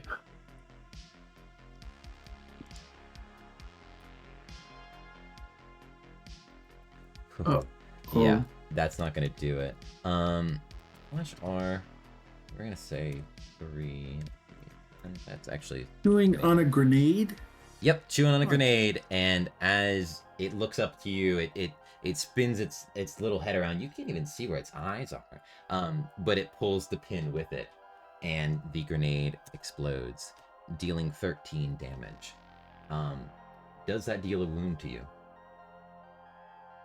So 13 damage. How do I Okay, know if I got a wound? yes, let me see. Your HP is 14. Yeah. So 13 is I got 1. Yeah, so you have 1 HP right now. Now remember, you have 3 wounds that you can take, so you have essentially 3 pools of HP you can exhaust. Okay. But youch, that hurt. And you get knocked back. A piece of shrapnel slices the other side of your face, so now you have another cool scar. Does my armor take any of that? You're not wearing armor right now, are you? Or did you put the? Oh the yeah, suit I on? put on the battle dress. I thought. Oh, so you put on the battle dress for that? Yeah. Okay, this was on the way back down. Awesome. Yeah. Putting on the battle dress, that's gonna negate 7 of that. But it's going to bust the armor plate in the battle dress. and you now don't have the armor anymore. But again, that 7 less damage, that's huge.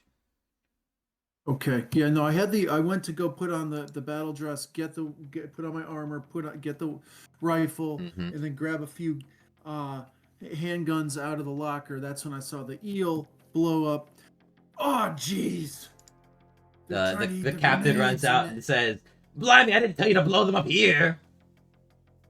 Captain, one of those eels was chewing on a grenade. I better grab these and here, you take one. He said, "No, no, no! I knew Pantheon security wasn't the right choice for this vessel." And he declines that and heads back into his into the cabin or the navigation. I will area. take the grenades then and tuck them into my battle dress along with two pistols and some go rounds, ahead. and I'll take all the. I want you highs or lows. Lows. Lows. All right. It looks like both the revolvers were able to survive the blast, and one grenade made it. And you only have about 6 extra ammo for each clip, or for each gun. I mean, sorry. So. Okay. So. Okay. 2 revolvers, 12 bullets, and 1 grenade. Okay. I'm gonna head back down to the ballast. Yep. As you go through electrical and make your way into the engines, you stand next to Cappy and look down in here. With the flashlight on your helmet, you see that there is a hazard suit floating in the middle of the ballast, motionless. We're gonna go back to Amara and Slade as we figure out what Amara found, and you succeeded on that check, didn't you? To see what you could find on the computer. Yes, I did. All right. So as you start going over this, you are going through here. You're trying to figure out, what files he has and look through some of the research stuff you guys have done. And that's when you come across a file on an eel known as a Ulok. Uloks they fit the description perfectly. They are known for their very fast life cycles. They reproduce in living organisms, and they grow very fast, but they don't have particularly fast lifespans. There are some notes in here that Kapatsky had made about possibly pharmaceutical uses for this. And you also see that a note in the about the Uloks they have incredibly strong jaws due to the usually armored nature of the alien species on this planet. They had to develop very strong jaws to be able to or like suckers to be able to sort of cut through the armor and get into these creatures, allowing them to almost bore through any material. On that note, the eel that is currently in the bag that has been sitting next to you bursts out. And I'm going to roll with advantage because you're not paying attention, and it is going to get you. You will take /R2d6 damage, 7 damage as this thing bursts past you, slicing your arm and tearing your lab coat. Blood spilling into your, a red spot pooling up on the side of your lab coat. Great. Okay, I don't even have a weapon. I have assorted tools. There's that. Or yeah, I think is there... a wrench works as a 1d5. Okay, then yeah, I'll use that and try to smack him. Go ahead and make me a combat check. Slade, you are here as well if you'd like to help. What's the combat check? So you're trying to roll under your combat score, D100. Oh, Lord. Oh, no. No luck. You try and chase this thing, but it slips into the water. It's starting to pool up in the bottom. Oh, you hit it, though. Yeah. As it begins to squirm off, what are you attacking it with? My kukri. Cool. Go ahead and roll 1d5 damage.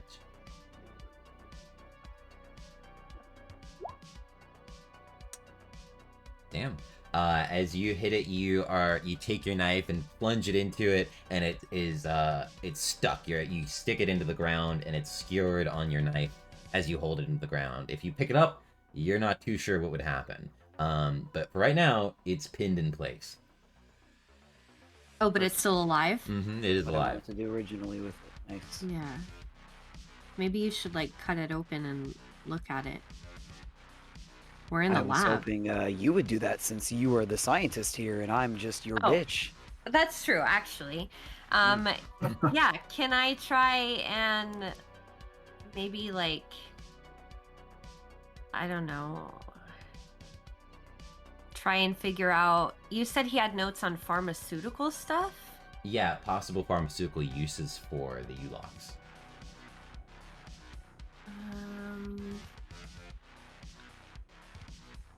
Well, I mean, we already know that... We know from his notes that it wants to reproduce inside of living organisms. And it has very fast life cycles, so is there anything else that we would want to learn from it? Do you? You are the scientist. It's your choice to do what you want with it.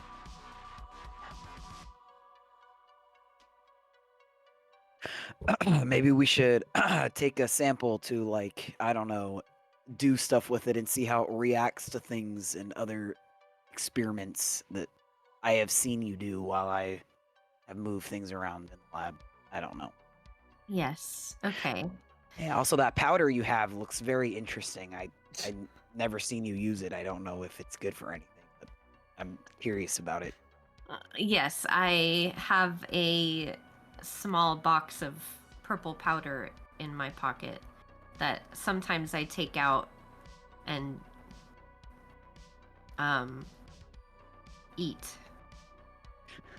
It's like ground Smarties or something like. It's Like, that's what it turns out to be. You're like, oh, it's just. Would you Just like powder. Would you like to taste some, Slade? Yeah, sure. Slade is going to try some just for company policy to make sure this isn't drugs or something, you know. Go ahead and make me a body save. This doesn't affect anything. This is just narrative.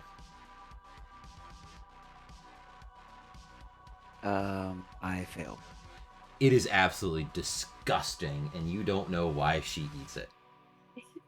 It's not Yeah, drugs. it's definitely. It's like seriously sour and just it like your Oh my circuitry. god, it's grape.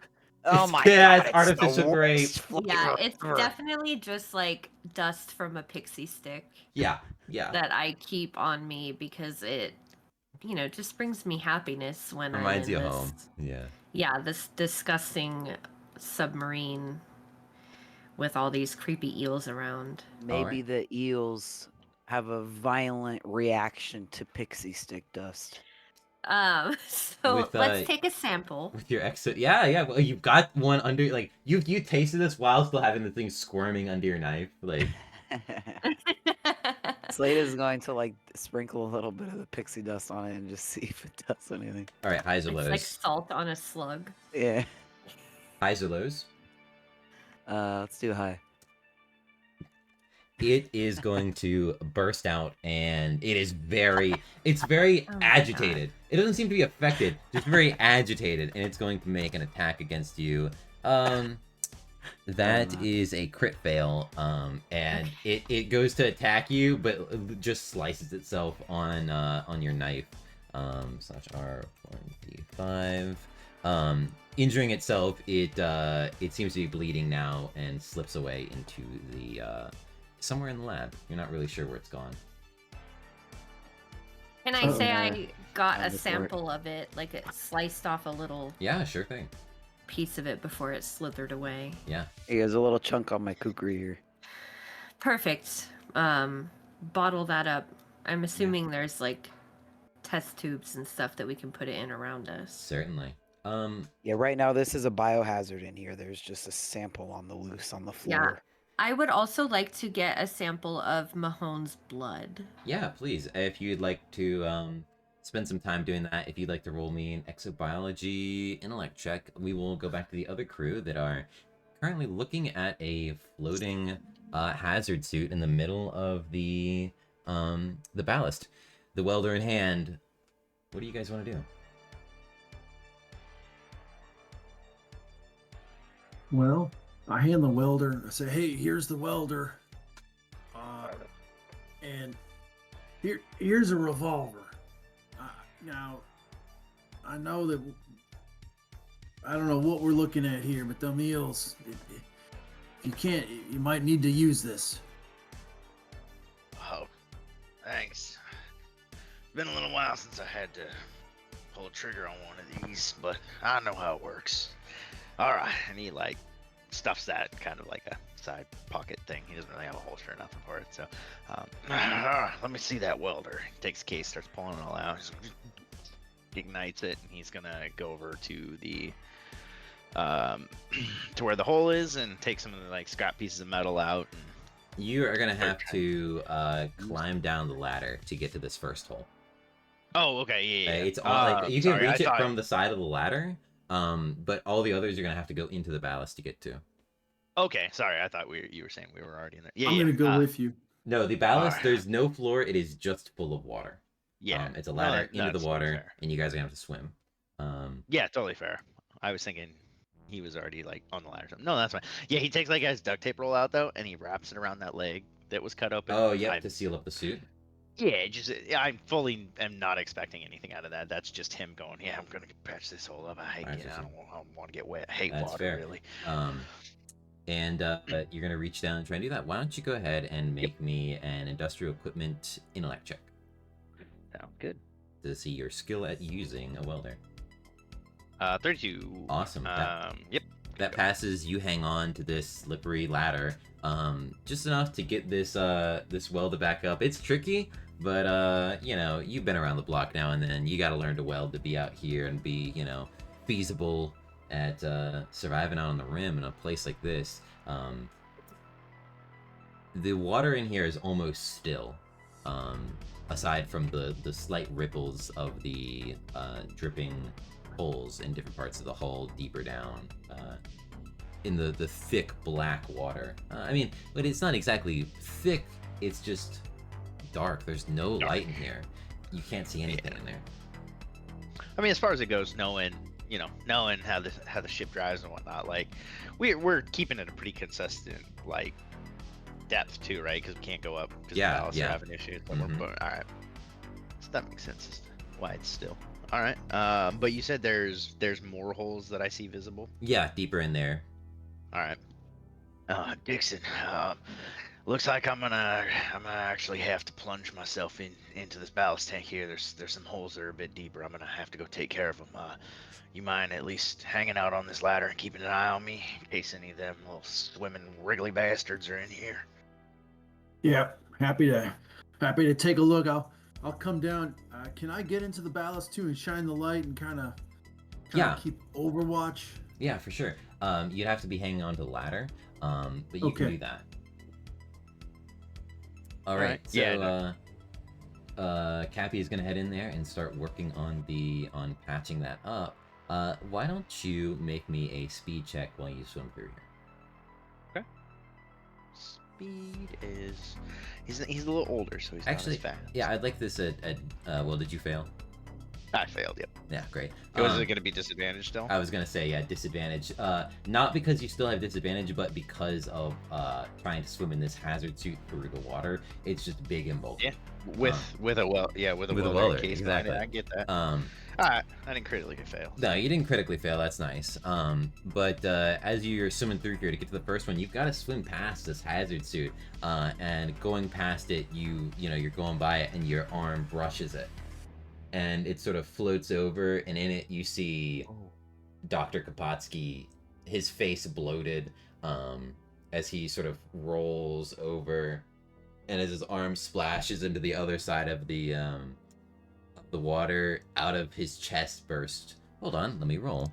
2d. Oh, /R. I misunderstood what you're saying earlier. I thought you were saying like the floating hazard suit in there was me. No, I didn't realize there was a sorry. separate floating. No. No, that's fine. So yeah, he kind of like goes to like push it backwards towards Dixon. And as 5 Ulox burst out of the suit, not looking great for you. I'll be honest. No. No. I'm gonna make a panic check. Please do. After failing the roll, yeah, go ahead and make me, you add a stress, make me a panic check, please. Yep. So that'll bump me to 8, and then let me make my check. Oh god damn it, Dixon! A whole bunch of them just popped out of his chest. That's a I pass. passed. Sounds good. Hopefully, you're able to get out of here in time, because you are about 40, 50 feet away from the ladder at this point. And if you want to get back, it's going to be tough swimming. Dixon, although, has his gun and may be able to deal with some of these Ulox before to help you get out of here. So let's see what we've got going on in the lab real quick. As you guys have been dissecting looking at the samples you've picked up and checking this out. You see, as you're looking at the readings, Amara, from this, you see that it has some psychoactive toxin in them. You're not sure how it affects somebody, but picking up the other the molecular structure of what you found in Mahone's blood, it does seem to be similar to other psychoactive toxins. This must be what was making him crazy and think he was drowning. Hopefully our companions near the engine room don't get bit by any of these. Does he have like regular human blood? Like, would that affect him too? You don't know. You don't think so, but you don't know. Well, you didn't have any babies in you, so you'll probably be fine. Let me know if you start hallucinating. Okay, with the group on the back in the hall, I would like Dixon to make me a speed check to see if you can fire at these at one of the Ulox before it attacks Cappy. That is a fail. Gain a stress, and I'm going to make 2 attacks on Cappy. That one succeeds. /2d6. And you take 9 damage as one of these guys runs his fins by you, slicing open your chest as you try and swim away. I assume you've dropped the welder and are not trying to hold on to that anymore. We're going to assume he's there, and we're going to... Dixon, if you'd like to try and make an attack at one of these things, please do. Yeah, I'm gonna try to kind of got one hand on the ladder, and the other hand I've got a revolver, but I've got my rifle slung. I don't think I can get the rifle going. I'm just gonna fire the revolver at one of these eel creatures. Yeah, go ahead and make me an attack, please. Yeah. Sorry, I had my headset muted. You're fine. That is not going to hit. And did you take that damage, Thomas? How much was it? 9 damage. Oh, okay. 9. So, no, I'm fine. I'm good. That, We're all good. is that a wound? No, not yet. How much health do you have? 2. Ooh. We're close. We're close. We're very close. I'm going to see how close I can make it, as the other 3 are going to make their attacks. That's another 2. /2d6. That's 10 damage, and then 2d6. That's 9 damage. So add another 19 as I guess take 2 more damage. You're gonna take a wound, and then take another that'd be 17 damage. That's all. He's out then. He's out then. Yeah, because that takes me a wound, and he only has 14 maximum. So. Ooh. You know what? That would Hmm. 0 wounds. Yeah, I'm trying to think.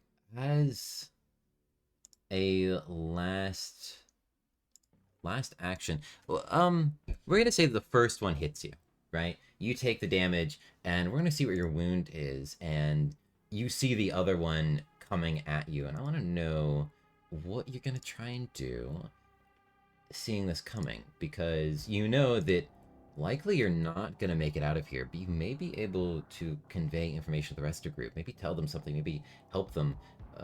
What do you want to try and do? Maybe there's a chance that one of them could help you in time. But as of now, it's not looking good for old Cabby. It is not. I am trying to think. Yeah, so I guess what would the first wound be from the first one biting him? Go ahead and roll me a d10 in the chat. All right. 5. 5 on bleeding gives you your one of your two of your fingers get severed as this thing slices past your hand. You gain bleeding +3, so every round you gain 3 bleeding, but I don't know how long you're gonna make it if that is the case. I'm gonna give Dixon a chance to help. Dixon, what can you do here? Well, Dixon's got, still has a bit of that suit on. Maybe it's still powered. He's going to try to reach out and grab you and pull you up the ladder with him. You could try and dive out there and grab him, but it's going to be too far away. You see him injured, and you know that he's not going to be able to swim back. Maybe you can grab him, take some of the blows, and swim back with him. Yeah, I think that's what I'll do. Awesome. Go ahead and make me a speed check. I will give you advantage on this if you take 1d6 stress. Oh, I don't need advantage, thanks. Oh, you're welcome. You dive out there, and you're able to block that other attack, but you are going to take that 9 damage. Okay. Yeah, I've got a wound. Great. Let me roll me a d10, please.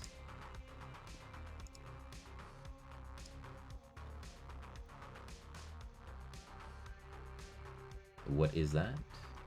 4. 4. A 4 is a minor cut as it slices past your face, giving you a third fairly badass scar. You're gonna take bleeding +2. Bleeding +2. So every round you take 2 bleeding until you're able to get patched up. Okay, and so I go back to 14 because I marked 1 wound. I go back to 14, and then I took 1 extra point. So then 2, so that's 3 off. Yes. So you are 3 down on your next wound. Okay. What do you want to do down here? I want to pull him back to the ladder and pull him up. Okay. I'm gonna give you. You're gonna need to succeed 2 speed checks. But I will give you advantage on the speed checks if all you are doing is just swimming. That's it. I'm not fighting. Gabby just wants to be trying to use the hand welder and just swinging it at them as they're swimming after us. There's the first speed check. That passes. As these things, one of them is going to be able to make an attack at you, and it misses. And I'd like that other speed check, please. With advantage? With advantage. Oh, damn. Double 92. As you get 2 of them are going to attack you. They both miss. But do keep in mind 2 rounds have gone by. So you have taken 4 more points in bleeding. Keep that in mind and mark that down if you don't mind. The next round, if you'd like to make that speed check. Is Cappy, are we ruling him as unconscious? No, we are ruling him as currently bleeding out because because Dixon jumped in and took the other attack for you. Okay. Now, if you're not treated in time, yes, you will be making your death check soon, but the lab is around the corner if he can get you up. Hearing the commotion, people in the lab, you do hear this. You hear, I think, yeah, a bang, and then screaming, and then a splash, echoing through the area. What do you want to do? Before I head out there, I would like to grab the stim packs that we saw in here. Yep, You said there were 3? there are 3, yes. Okay, so let me just add that down here. Okay. And then I would probably turn to Slade and just say, well, we've got our specimens, samples. Maybe we should go check on the others. It sounds like they're struggling out there. As much as Slade wants to find the specimen that's loose somewhere on the floor, he's going to listen to Amara and go help. Oh, that's nice. Yes, there's probably more specimens out there. More Probably of a these lot of- gulaks. A lot of specimens all over the place is what I'm Yes, guessing now at this we point. can get them all. Yeah, gotta collect them all. Gotta collect them all. Swimming, trying to pull Cappy out. You take another 6 damage, Dixon. You're making progress, but you've still got another 10 feet to go before you get to that ladder. Go ahead and make me another check at advantage. Okay. Oh, that hurt. These guys are slicing. Dixon's like, get off me. Oh, jeez. Really giving me the business here. Yeah. All right, and one more makes. Actually, no, they're not gonna be able to get an attack. You make it to the ladder, but you're going to need to climb up. The other 2, as you guys run over here, you see eels splashing out of the water in the ballast, trying to attack Dixon, who is trying his best to carry Cappy in his hazard suit out of here, but is having trouble. What do you guys want to try and do to help?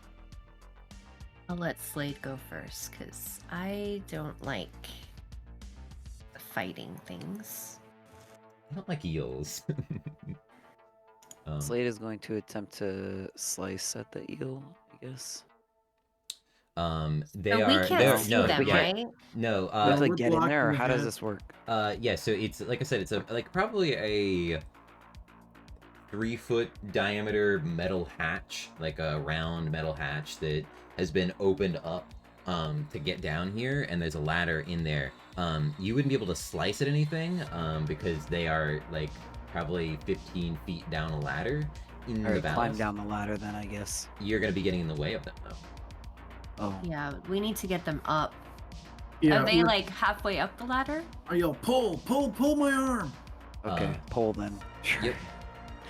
I would like, Amara, could you please make me a body save? Yes. That is a fail.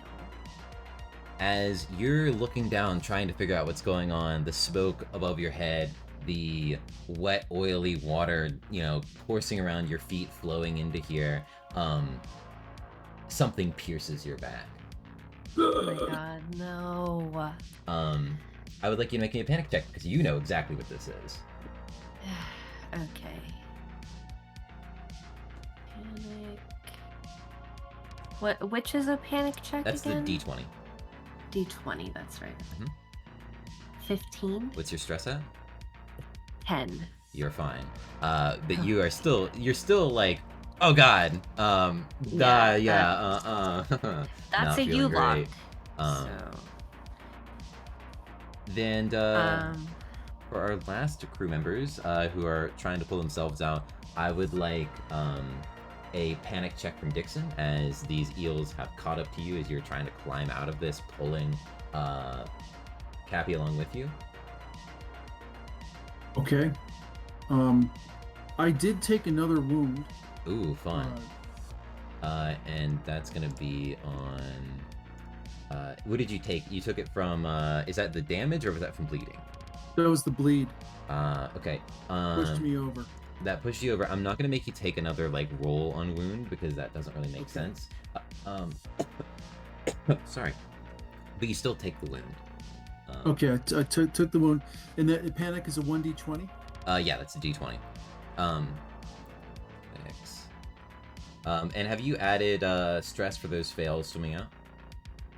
I have. Good. Good. Let me get I'm to at 13. and you roll a 6. 6 is frightened. Gain new condition. When encountering what frightened you, make a fear save at disadvantage or gain 1d5 stress. And if you know about what's the Marine's trauma response? Say again. What's the Marine's trauma response? Oh, definitely this water. Oh no. Mechanically. Oh, when I panic, everybody must make a fear save. Everybody else make a fear save, please. Make Oh, sure you do it boy. at a disadvantage. Oh yeah, because we have an android. Mm-hmm. Double God, I love that it. is a terrible combination. I love this It game, man. I is. love That's no this bueno. game. Things get worse and they keep Um, getting worse. That's a fail.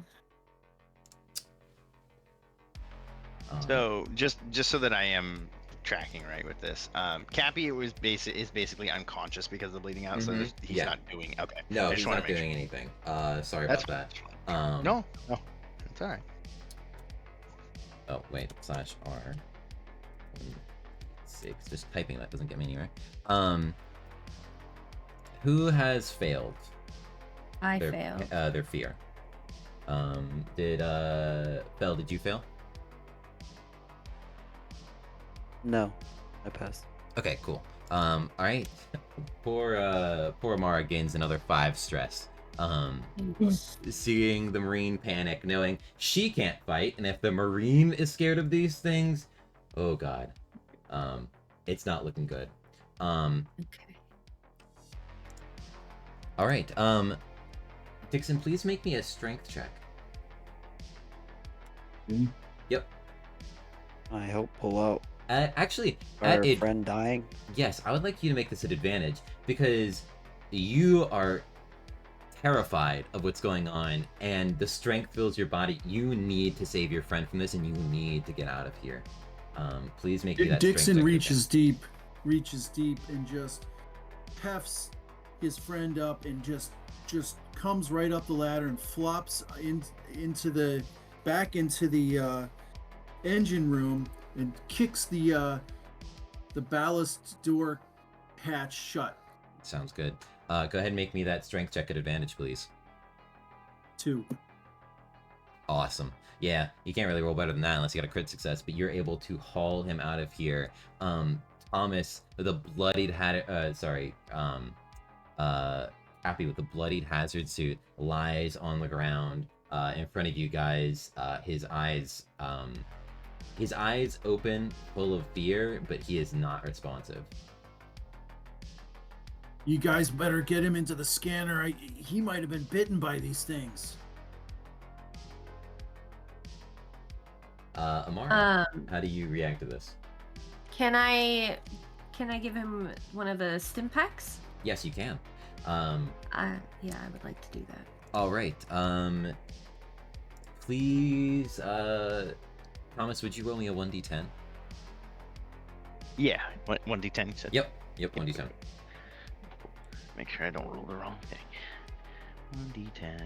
4. Cool. You are recovered at 4 HP right now. Nice. Okay. You still have serious wounds that need to be bandaged up, but you are conscious. And for the next 4 minutes, you will have advantage on physical checks. So like speed Blade, checks. can you and help strength me checks. get him into the lab so I can bandage him up? And you Yeah. see, I'm bleeding pretty hard too, but I'm like, yep, no problem. And I'm like, I look at you. You're still robot. like up though, right? Can I just like throw him a Yeah. stim pack? You can use it You yourself. guys do him. You guys take him to the lab. I'll stay here. Sounds good. Wait, so Dixon's staying out there? I'm staying by the ballast hatch. I got something I'm gonna do with the grenade. Okay, I'm gonna throw you a stim pack as we walk into the lab. I Sounds have good. a question. Are you audibly saying there's something you're gonna do with the grenade, or are you just saying that out of character? I'm saying that. I got something I gotta do with the grenade. Yeah, what are you gonna do with the grenade? That sounds pretty good. Wait, can Slade Yeah, make wait me a a panic second. check? There's a lot of those eels in there, and I know that if a grenade would probably take care of them all. There's Yeah, but also a isn't lot of that the structural ship? integrity in there, and Slade, yeah. I need We're a, gonna blow the ship up. I need a panic check from Slade. It's like the Okay. third most important part of a submarine. I'm holding the grenade. And I'm listening To the grenade. as you tell me that might not be a Alright. good idea. 17. Yeah. So what you're saying is that's not a good idea.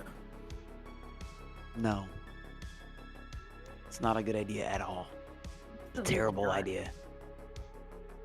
We're in this mess because I almost feel like we should relics are quarantine this overflooding. guy.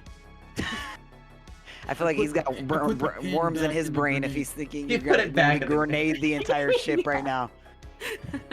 I put the Why pin don't back you in the just- grenade. Okay. Why don't you just come into the lab with us? I mean, one of the Lambries already chewed on a grenade earlier, so we're fine. It's a grenade-proof submarine. I put the grenade back on my utility vest and hold the stim pack and follow you kind of dazed into the lab. Yeah, he just wasn't thinking straight. It's okay. All right. Dixon. I want Dixon to make me a body save. To see if you are able to bandage yourself up. And Amara, who is taking care of Cappy right now? I will bandage him up. I'm assuming there's stuff like that in the lab. Yeah. You. Yeah, 96 to disadvantage because of the android. Oh yeah. Oh, that was body. No. It's just fear for Android. Oh, okay. But no. You try and wrap yourself up, but you're not able to do it. You're gonna take another 2 damage. But in this time, you're able to get you slice leaking. I'm leaking. You're able to slice the armor or the hazard suit off of Cappy, and you bandage him up, and he just barely wakes up to see all this going on. Cappy, what is your response to just waking up and all this going on? All this happening. to you? I'm getting far too old for this shit. Welcome back with us. I'm going to hold out my container of purple powder for Cappy. Here, little pick-me-up. Oh god, don't give him that stuff. It's He absolutely he disgusting. Takes a little bit of it and It's snorts it. grape flavored. Make me a theatrical body save, please. Theatrical body save. All right. There is no consequence to this. He just like grabs like a pinky of it and just up one nostril. 14. I made it. Please, Well- please relieve one stress as you placebo your way into believing that this is making you feel better. See, I told you it would help. That was Slade. That was your problem. You ate it. You should have snorted it. Apparently. Let me see. Let me get a little line of that really quick. Company policy and all. Would Slade make me? I need a sanity save because you're trying to convince yourself that this is going to be different. A 4. You do, and Yeah. it seems to. Yeah, go ahead and reduce me 1 stress as well because apparently you were just Okay. inhaling it wrong. So, That was You know a what? 4 on a 1d20. You know what? I take Oh, back as a everything I D20. said. Go. Yeah, Yeah. never mind. I don't care. Oh. What did I do Um, wrong? Nothing. I don't care. It's Oh, funny. was it a 100? I'm Yeah, sorry. it was a 100. It By doesn't the matter. grace I of thought, the I DM. thought at first you said the other one. No, it's Wasn't fine. it? Okay. Panic is D20. Okay. Close enough, right? Yeah, close enough. Okay. So I'm gonna take a 2-minute break while I go and grab a soda real quick. And if you guys Okay. want to talk about what your plans are and talk to chat and yeah, have fun. Yeah, I need a 5 as well. I will be right back. Cool. I'll be back in a moment. You guys are still live, by the way. Just so you know. Okay. Yeah. Fair enough. Yeah, probably not a great idea to grenade the ship. just, maybe you need some purple powder as well, Dixon. Well, I wouldn't say no to some purple powder for sure. Yeah. I know about that from when I was a kid. Oh, you've had the purple powder before. Every day. Oh, you're very well versed in it. Mix it with water and some ice cubes. It's a nice, cool beverage. Yes. I Kool-Aid. mean, yeah, there's a lot of different flavors also. That's actually beautiful, and I'm gonna say it's not a pixie stick. It's actually just powdered Kool-Aid. Oh my gosh, what are we gonna do about these eels? You should probably shut that hatch behind you. Yeah, did we leave that open? I was gonna say it, but I didn't know if I was still unconscious or not. He said I came to, and then you guys pulled me in, and so I wasn't really sure, so I didn't. Oh, yeah, I didn't even think about that. It's definitely open over there. Yeah. I kicked the ballast hatch shut. I kicked that ballast. And technically, we're doing all this without the GM here, so we should Yeah. probably wait until he gets back so he knows. Chat might back us up, but Yeah, chat's got our back. We probably should have thought about closing the hatch, though. I But was we'll get there. I was having thoughts roll through my head when he was down there, because I was like, they all burst out. He said there's 5. I was like, oh, I was telling my fiance, I was like, I think Cappy's dead. So there's 5 eels down in the ballast. Yes. And just so you guys are aware, there is 1 eel floating around somewhere in the lab. I am back. Yeah. Okay. It does have some damage done to it, but it is in the water in the ground somewhere here in the lab. Oh. Well, at least I'm We on gotta bed. close off these hatches and get up to the surface. Also, just so you guys are aware, because I realized that you have taken some swipes from the eels, am I correct? Yep.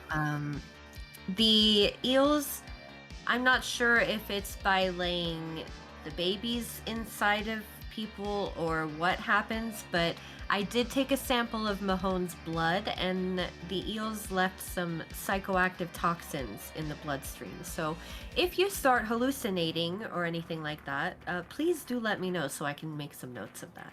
As such, Misa, would you like to make me a sanity save? Oh, sure. Well, you got plenty of my blood all over this table right now. If you want to take some of that and study it, youngin', I'm more than okay with it. Is that a fail? That is a fail, and also because I failed a sanity save, all close friendly players gain 1 stress. Yeah, Amara looks around, panicked a bit, and you catch it on her face. She doesn't say anything, but you all catch it on her face, and you said that's a what save, or a gain 1 stress? Yeah, everyone gains 1 stress. Everyone gain 1 stress. Amara, you're gaining 1 stress, and you also are taking, you take 3 damage, as you feel your stomach upset. Oh no.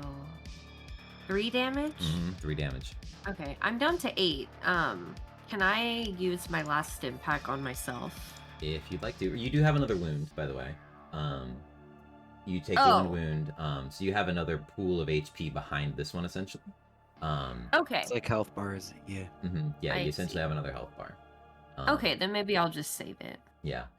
We might need it later, actually. Might need it later. You cannot heal a wound back. So, once you're done with that bar of HP, once it's gone, it's not coming back until you get, serious medical attention. Okay. All right. Good to know. You hear something mumbling in the engine room. Something mumbling? Yeah, it sounds like a radio. Oh. Did you guys see anyone in the engine room? Not me. Do I hear that? Yeah, you all hear the crackle and the murmuring. The only ones on this ship should have been us, Doc, Marone, and Captain. Well, we don't know where Right. the doc is. Oh, I found him. We don't gotta Oh. worry about that no more. You found Kapotsky. I found what's left of him. Them damn things Oh. were breeding inside of him. That's what burst out in that ballast tank and damn near killed me. He ain't gonna be any help to us. Okay. Well, Could you make me an intellect check, Cappy? Yeah. Just straight up intellect. Yep, just straight up 18 intellect. under 45. Awesome. You know that there is a radio between the bridge and the engine room. Shit, that actually might be Captain Dixon. Go, or Dixon, Yeah. Slade. Dixon, you're pretty hurt. Slade, that's probably Captain. You should check and see what he's yamming her about. As you head out, you see the smoke through here. You're able to make your way through, and you find the radio terminal. Pressing down the button, what do you want to say? Oh, sorry. Go ahead. I was sorry. You're talking to the captain on the radio? Yeah, is that what I'm doing? or- Assumedly. I mean, don't you know. didn't hear what he said before. You're just going back over to the radio and like, what do you want to say into the radio? Wait, I'm sorry. I'm a little confused. I can hear him making noise, but not what he's saying. No. or- You guys were in the lab. You couldn't hear what was Yeah. coming from the radio, so you go into the engine room. Oh, okay, and got go it. pick I'm up sorry. the So radio. I'm gonna hold it down and say, can you repeat that over? You're, Artie, are you all still alive down there? I mean, I know you are, but any of the rest? Well, we have a couple casualties down here already. Seems like our doctor is deceased on board. I didn't like him anyways, it's fine. Have you spoken with company headquarters anytime recently? No, we're too far underwater to make any contact with the satellites. We're totally out of contact with them at this point. Yes, we currently are. Okay. We're gonna need to get in contact with them somehow. I'm gonna need to immediately. And I'm so sorry, I have to mute for a moment. So however you want to roleplay this. Yep. Does somebody else want to pick up the radio? Yeah, Dixon will pick it up. Captain, I don't know about fixing that engine. We might have to cut off some of these bulkheads to protect the rest of the ship. There's eels and all down here. He says it's going up here too. They're all over the place. Me and Byron have been fighting them off in the bridge the best we can. Oh no. Well, then I think if they're all over the place, then we just need to repair this ship if we can and get this submarine to the surface. Otherwise, Captain, we might have to think about the ultimate solution. Blow the submarine up. I was thinking the same thing. That Well, means we're on we it. leave you with the ship and we survive in the capsule. Oh, so not blow the submarine up. No, you can do that. I will be leaving with the scientists that have not been bitten in the safety capsule. It only fits two. Escape capsule. We only have one capsule? Yep, just the one escape pod, and it only fits two people. That's right. Love that. That's right. Gary's not joining us, the android. Then we'll see if we can. Let's first see if we can repair the submarine. If you think so, keep at it. But if I don't hear back from you in the next half hour, me and Byron are making a break for it. I would like to cut back in now that I am able to talk. We need to get. You have one escape pod? I'm sorry, I missed a little bit, so I Yep, need a little bit of just the recap. one, If yeah. you could. Just one Okay. escape pod, and it only holds two people. Okay. Only has Never food mind, I'll and just stuff shut for up, one then people. Continue. Oh, you're fine. What did you want to? Did you want to say anything else to the captain? I feel like I do, but I don't know how to. I don't know how to do it. So no, that's fine. All right. To get a poll on the troops, I would like to know how much damage everybody's taken, and or like how many wounds you're at, and what your stress is at. Let's start at Amara. How are you looking? Okay. My stress is at 16. I don't have any wounds, but my health is at 8 right now. Okay. It's Cappy. I got. I'm knocking on death's door. I got 4 HP. That will KO me, and I got 8 stress currently. I did bump my minimum stress up 1 more since I was bleeding to death. I figured that would be apt. Okay. But- Yeah. Slate. I am doing great. I got full health, 17 health, 9 stress, so I'm a little stressed here. But we're hanging out, doing well. Otherwise, And then Dixon. Dixon's dripping, leaking. 11 hit points left. 2 wounds out of 3. 13 stress. Mm-hmm. And no, you definitely, they were able to run some bandages around you and whatnot after you tried and failed yourself. So you're not bleeding anymore. You're just hurting. So group, you want to try and fix a ship? Yeah, Dixon can't. my character would like to investigate some other things while that is going on. Please, That's sounds a possibility. Good. So Amara and Cappy, do you guys want to try and work on the? I mean, how do you want to approach this?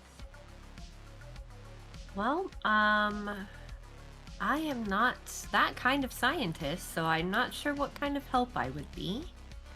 I mean, you're clever. I mean, you could be of some help, but I mean, out of the people here, I don't think Dixon is particularly trained in working on this sort of stuff, or has even a general idea of, pass me the wrench. No, that's a screwdriver. How did you even get that confused?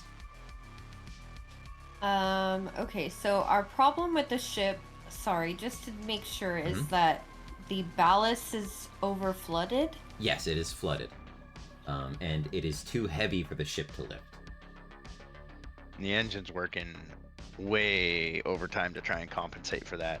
And there's a ton of little lampreys swimming around in the ballast tank that has multiple holes in it. So the ship's probably fucked. Okay, so we need to somehow get the water out of the ballast and kill the eels or contain them. Trying to be logical about this.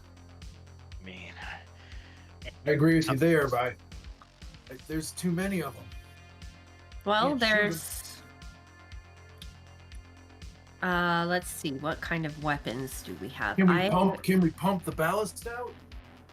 if it's got that many more holes in it, it's just gonna keep flooding over and over. I really don't think we're gonna be able to patch the ballast up and get this baby back up to the surface. Sorry to be the pessimist, but I think that's kind of where we're at with it, unfortunately.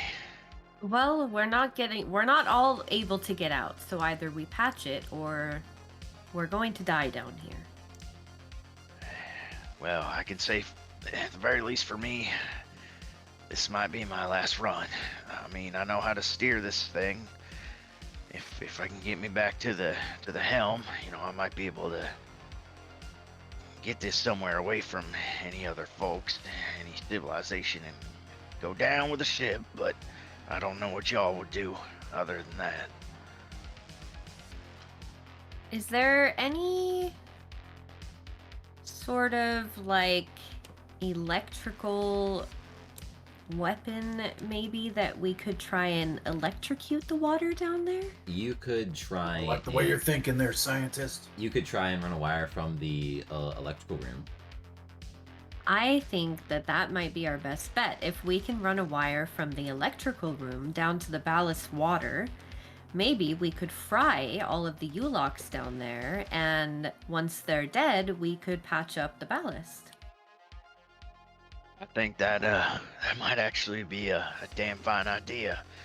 I could help you out with that, at least a little bit. I might be able to just tell you guys what to do, or at least from help working with Marone. You know, our best bet might be to take the heating system cables and maybe put those down there. It's gonna get awfully cold in here after we rip them up, but that's at least one of the systems we can do without. Okay. Slade is going to leave while you guys are talking. He has other things that he's interested in, not interested in this right now. All right. You want to head into the electrical room? Yeah, he's gonna start heading that way to get into the other portions of the sub. As you enter here, the water is about at ankle level. Okay, so he realizes that time. I mean, they already gave them about 30 minutes, so he knows he has things for the company that need to get done in this 30 minutes that are separate to all that. So yeah, he's gonna do his best to pick up the pace as fast as possible, like literally basically running to get back into the lab to find that other. Oh, you want to go in the lab? Oh, okay, yeah. Okay, well, I want him to try and find first of all specimen to take in that vial he has. Yeah, so as you head around the lab, you find a crate that you could probably contain it in for a time. It's definitely going to be safer than the bag that you had earlier.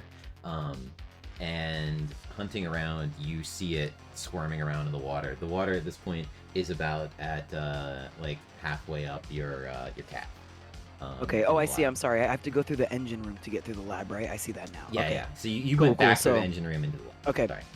So I'm gonna is Slade gonna be able to find that Yeah, the specimen? he Are there finds more the of eel. them? He sees the Cool. eel swimming around here. The Okay, injured cool. one. So he is going to capture it, and he has a vial with him specifically for it. Yeah, go ahead and make me a speed check. But I'm gonna give you an advantage because you have the stuff for it. Okay. If you have something you might add to that, hold on. Let me, you could add zoology to that too. Okay, what does that do for me? I'm sorry. That's just plus 10 to your Okay. speed. Perfect. So then one of them should be 20, which passes. Yes, that will. Yeah, no, that Can he does get the it. blood sample at the same time and just He any can other certainly take that. information, Yep. like any files, all that Take kind of stuff? the computer. Perfect. Yeah, you grab that and you start making your way through, holding it up so it doesn't fall into anything. Your hands are quite full, but you're able to get through here. As you pass back through the engine room, the rest of the group, you see him carrying a crate and a like PC, like like one of the old box PCs. Yeah. Okay. Group, what do you do when you see him go by? What are you doing with that? We need help getting rid of these eels. Company policy. Company policy be damned if we're gonna die down here.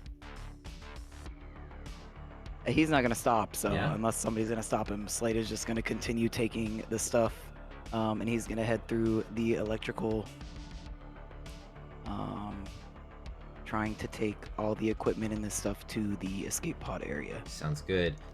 Make me a speed check at disadvantage. Okay. Where? Again, carrying this stuff and trying to keep it out of the water. Is that a crit Oh fail? man. That's a crit yeah, fail. So no point even. Okay, 99. these two guys get advantage, and this one. Yeah, they both are gonna hit. Oh man. As you're trying to carry this through, in the wake of you, you just feel things start to bite into your ankles and legs. But you have a determination, and you keep going through here. It doesn't matter. It doesn't matter that they're chewing your legs. I mean, you don't even have to survive. The specimen just has to make it out. Exactly. He knows that, and yeah. So we're gonna roll 4d6. And you take 12 damage. Ooh. Oh fuck. Okay. All right. So I'm sitting at 5 health now. Sounds good. All right. Back to the rest of the crew. You're working on the engine room, yes?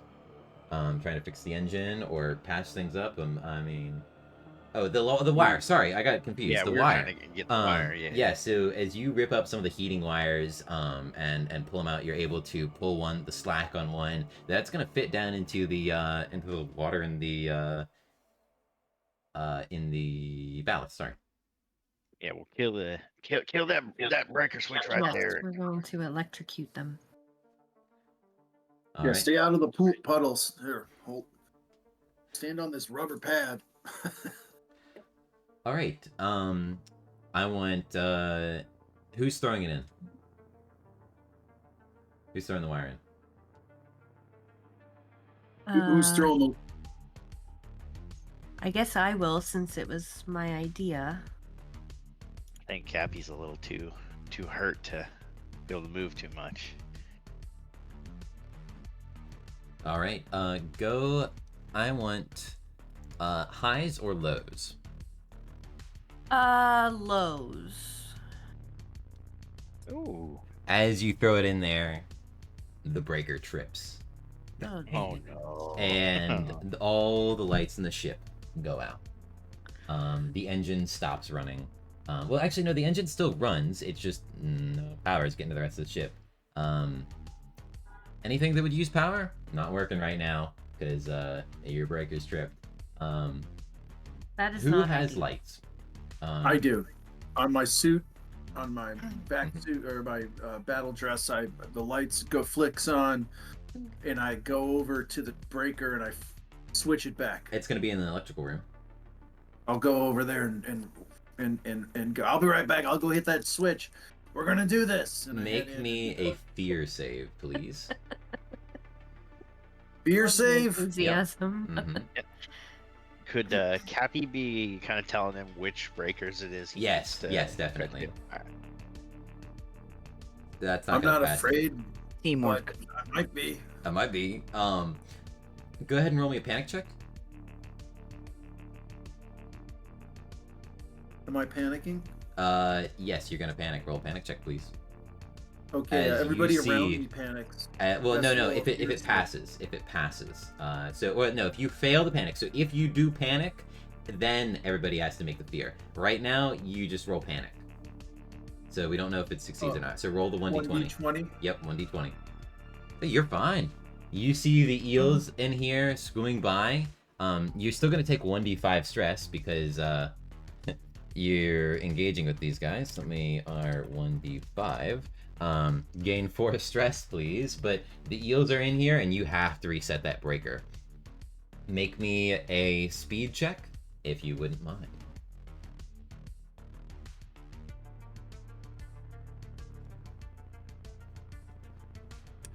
No. Oof, that's not looking great. That's gonna be a hit, and /R 2d6. Fail. You take 6 Mark damage that. 6 damage. as one of the eels attacks you, biting into your thigh and tearing a chunk of flesh off. How resolute is Dixon at this point? Do you think they have the wherewithal to keep going to turn this breaker off, or do you think they're gonna run? They do. They do. They have the stim pack in the other hand. Do you jab that stim pack? Because I know you're low on health. Yeah, I jab the stim pack as I'm going. Roll me the Let's go. 1d10 for the stim pack. Yeah. Let's go, the stim pack. How many Let's stim go, packs have you stim taken? pack. You Okay, gain 5 okay. HP, and you have advantage on physical checks for the next 5 minutes. Go ahead Eyes and go make me that wide. speed check at advantage, please. That was 5. I rolled a 5. I'm sorry. Mhm. Yep, you roll a 5. You heal 5 HP for 5 minutes. You have advantage on any physical checks. Go ahead and make me a speed check at advantage. So roll twice, take the better. Okay. Here we go. Yeah. Awesome. Yeah, you go in there. You don't care at this point. You flick the main breaker. Everything lights back up. You see these eels terrified. They are blocking your return. I'm gonna say that you're gonna have to make the fear save if you want to go back, or you could turn around and go into the armory. Where's the escape hatch? The escape pod is in the armory. Yeah, I'm going in the armory. I'm following that squirrely android. Great. The power turns back on to the rest of the ship. Cappy and Amara, you guys see the power turn back on, The eels down in the ballast are dead, but the water is still filling up around. It is looking like it might be too late. I think your plan might have worked to at least kill him, but I think at this point we're not going to be able to save this gal. Like I said, if you can get me to the helm, you know, I could at least try to steer it a little bit. If y'all want to try to see if you can escape out of here, I'll go down with the ship. I've been around Well, this thing since the beginning. The escape pod only fits 2 people. Yeah, the computer is unfortunately going to be one of them. As Slade is making his way over there as fast as he can to get out with the computer and the specimen. Unfortunately, he wasn't able to get maybe the big one he was going for, but he got one. Good enough. Good enough. Yeah. And it might just be too weak to bore out of that container, so you might have. I was gotten the going to right ask you about that. Yeah, because I know you had sent a little bit of information on it, but I was hoping that whatever container I rolled to bring would be good for it. All right. Misa, would you please roll me a sanity save? Yep. That's a pass. Great. You still take the damage. 10. You take 10 damage as you begin to throw up blood. Is there a baby inside me? I don't know. We'd have to Might be ask more than an one. exobiologist about that. That's me! The twist. Okay, that takes me down past 0, so I have a wound. You gain a wound, and that's going to be bleeding. Go ahead and roll me 1d10, please. Okay. 6. Oof. Oof. 6 is going to land you at bleeding +4 due to your internal bleeding. As you feel the lacerations in your gut, you know that this is not good. You're gonna have to do something fast, or you just might not make it. I will tell the others that are near me.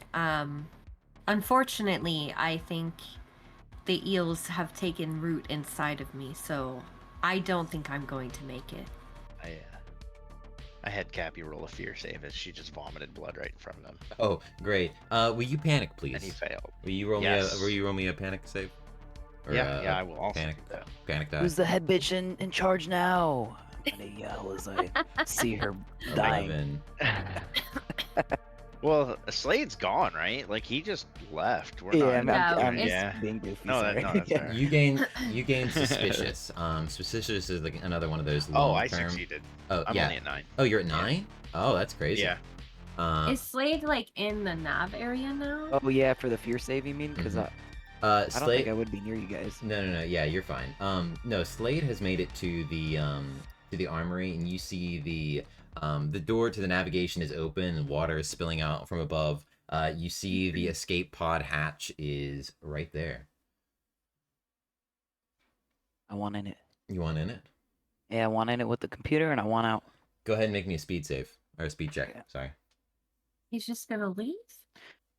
Unfortunately, Leave us I to had one die? mission. I already, Slade already knew some things coming in. He already knew about this eel, and he Blade's does right not behind care me. what happens as long as it gets out. They threatened his life, so he's dead either way. Getting into the as you crack open the escape pod, undoing the hinge, you see a Marine come out of the room behind you, injured, stressed out, panicked, but stressed out but resolute. And Dixon, you see Slade beginning to climb into the escape pod with a computer and a case carrying something. You can't be sure. It may. Where the be- hell do you think you're going, R2 Screw 2? I'm unslinging my rifle, and I'm like, you step away from that pod. That's reserved for humans. Actually, it's reserved for anybody the company reserved it for, and that's me. Thank you. Currently. Oh, think- man. I think not, and I say on the comms, Ryan, get up here. You We're don't getting you don't outta have here. comms here. Oh shoot. There, Yeah, we have there's our no nav. comms. You have no way of contacting them. Say, get away from that pod, Slade. It's not for robots. Slade is gonna throw the machete at him as he goes, and then pull down the pod to leave. Make me Like a the combat color. check, and Okay. I want Dixon. Are you gonna fire your rifle? Yes. Make me a combat I- check as well. I gotta check. Something weird was gonna happen with that android. The Critical. Are doubles criticals? yeah, doubles are crits. If they're double and they are succeeding, they're critical success. If they're double and they fail, they're crit fail. So who rolled the crit success? Dixon. Yeah, eat lead, android. Oh my god. So the way criticals work is that I like you either get some advantage in the fight, or you can do double damage if it's reasonable. Now you have a sniper rifle, so that is up to you. What do you want this to do? It does 4d10 damage anyways. That might just be enough to kill him outright. I have. How many wounds do I get?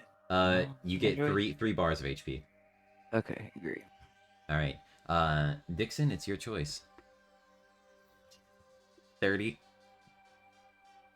Oh my god. That wouldn't kill me though.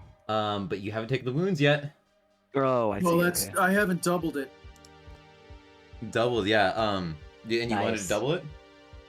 Yeah. Awesome. Yeah. Holy shit. So Let's go. the Slade takes 60 damage as he turns around. He goes to pull the hatch down. As I mean, you so shoot sick. center mass, and it just blows his, like, you see this like sort of white milky android blood just explode as the synthetic flesh tears away, his arm left clinging to the top of the escape hatch, his head falls to the ground, and the body collapsing. Sparks flying around, the milk squirting out as Slade is dead. In my like dying thing, can I like try and just activate everything to leave, or no? There's like one dramatic flare. Did you yeah. throw the You got it, computer you in got the it. pod? Yeah, he said he did. I did. I put everything in there. Mhm. I Go put ahead. everything in there. It's all ready to go. Yeah, go ahead and I want highs or lows. Ooh. Epic. This Let's is try- pure 50-50. Let's try low. Lows? Are you sure? Yeah. 13. Ah. As well. as The company you doesn't blows win this apart, time. the hatch falls closed, and Oh. Oh the my escape God. pod launches off. Water Oh shit! Let's go. water spilling into the rest of the submarine. The captain he walks out he spills out of navigation, basically covered in water and like a green blood splattered over him, holding a a pulse rifle. You don't know where he hid that. And he says, "Black gods, what have you done?" Android Oh, yeah. problems. Problems? We have more than problems. Our escape is gone. Our ship is sinking. This may be it, boy. Or sorry, he wouldn't say boy because he respects your pronouns. Lad. I don't know what options we have. Maybe we can try the ballast, but to repair the ballast. It's over. Dixon, ready the torpedo tube. They're left over from the old submarine's capabilities. I'm sending this thing sky high. And blow her out to the water.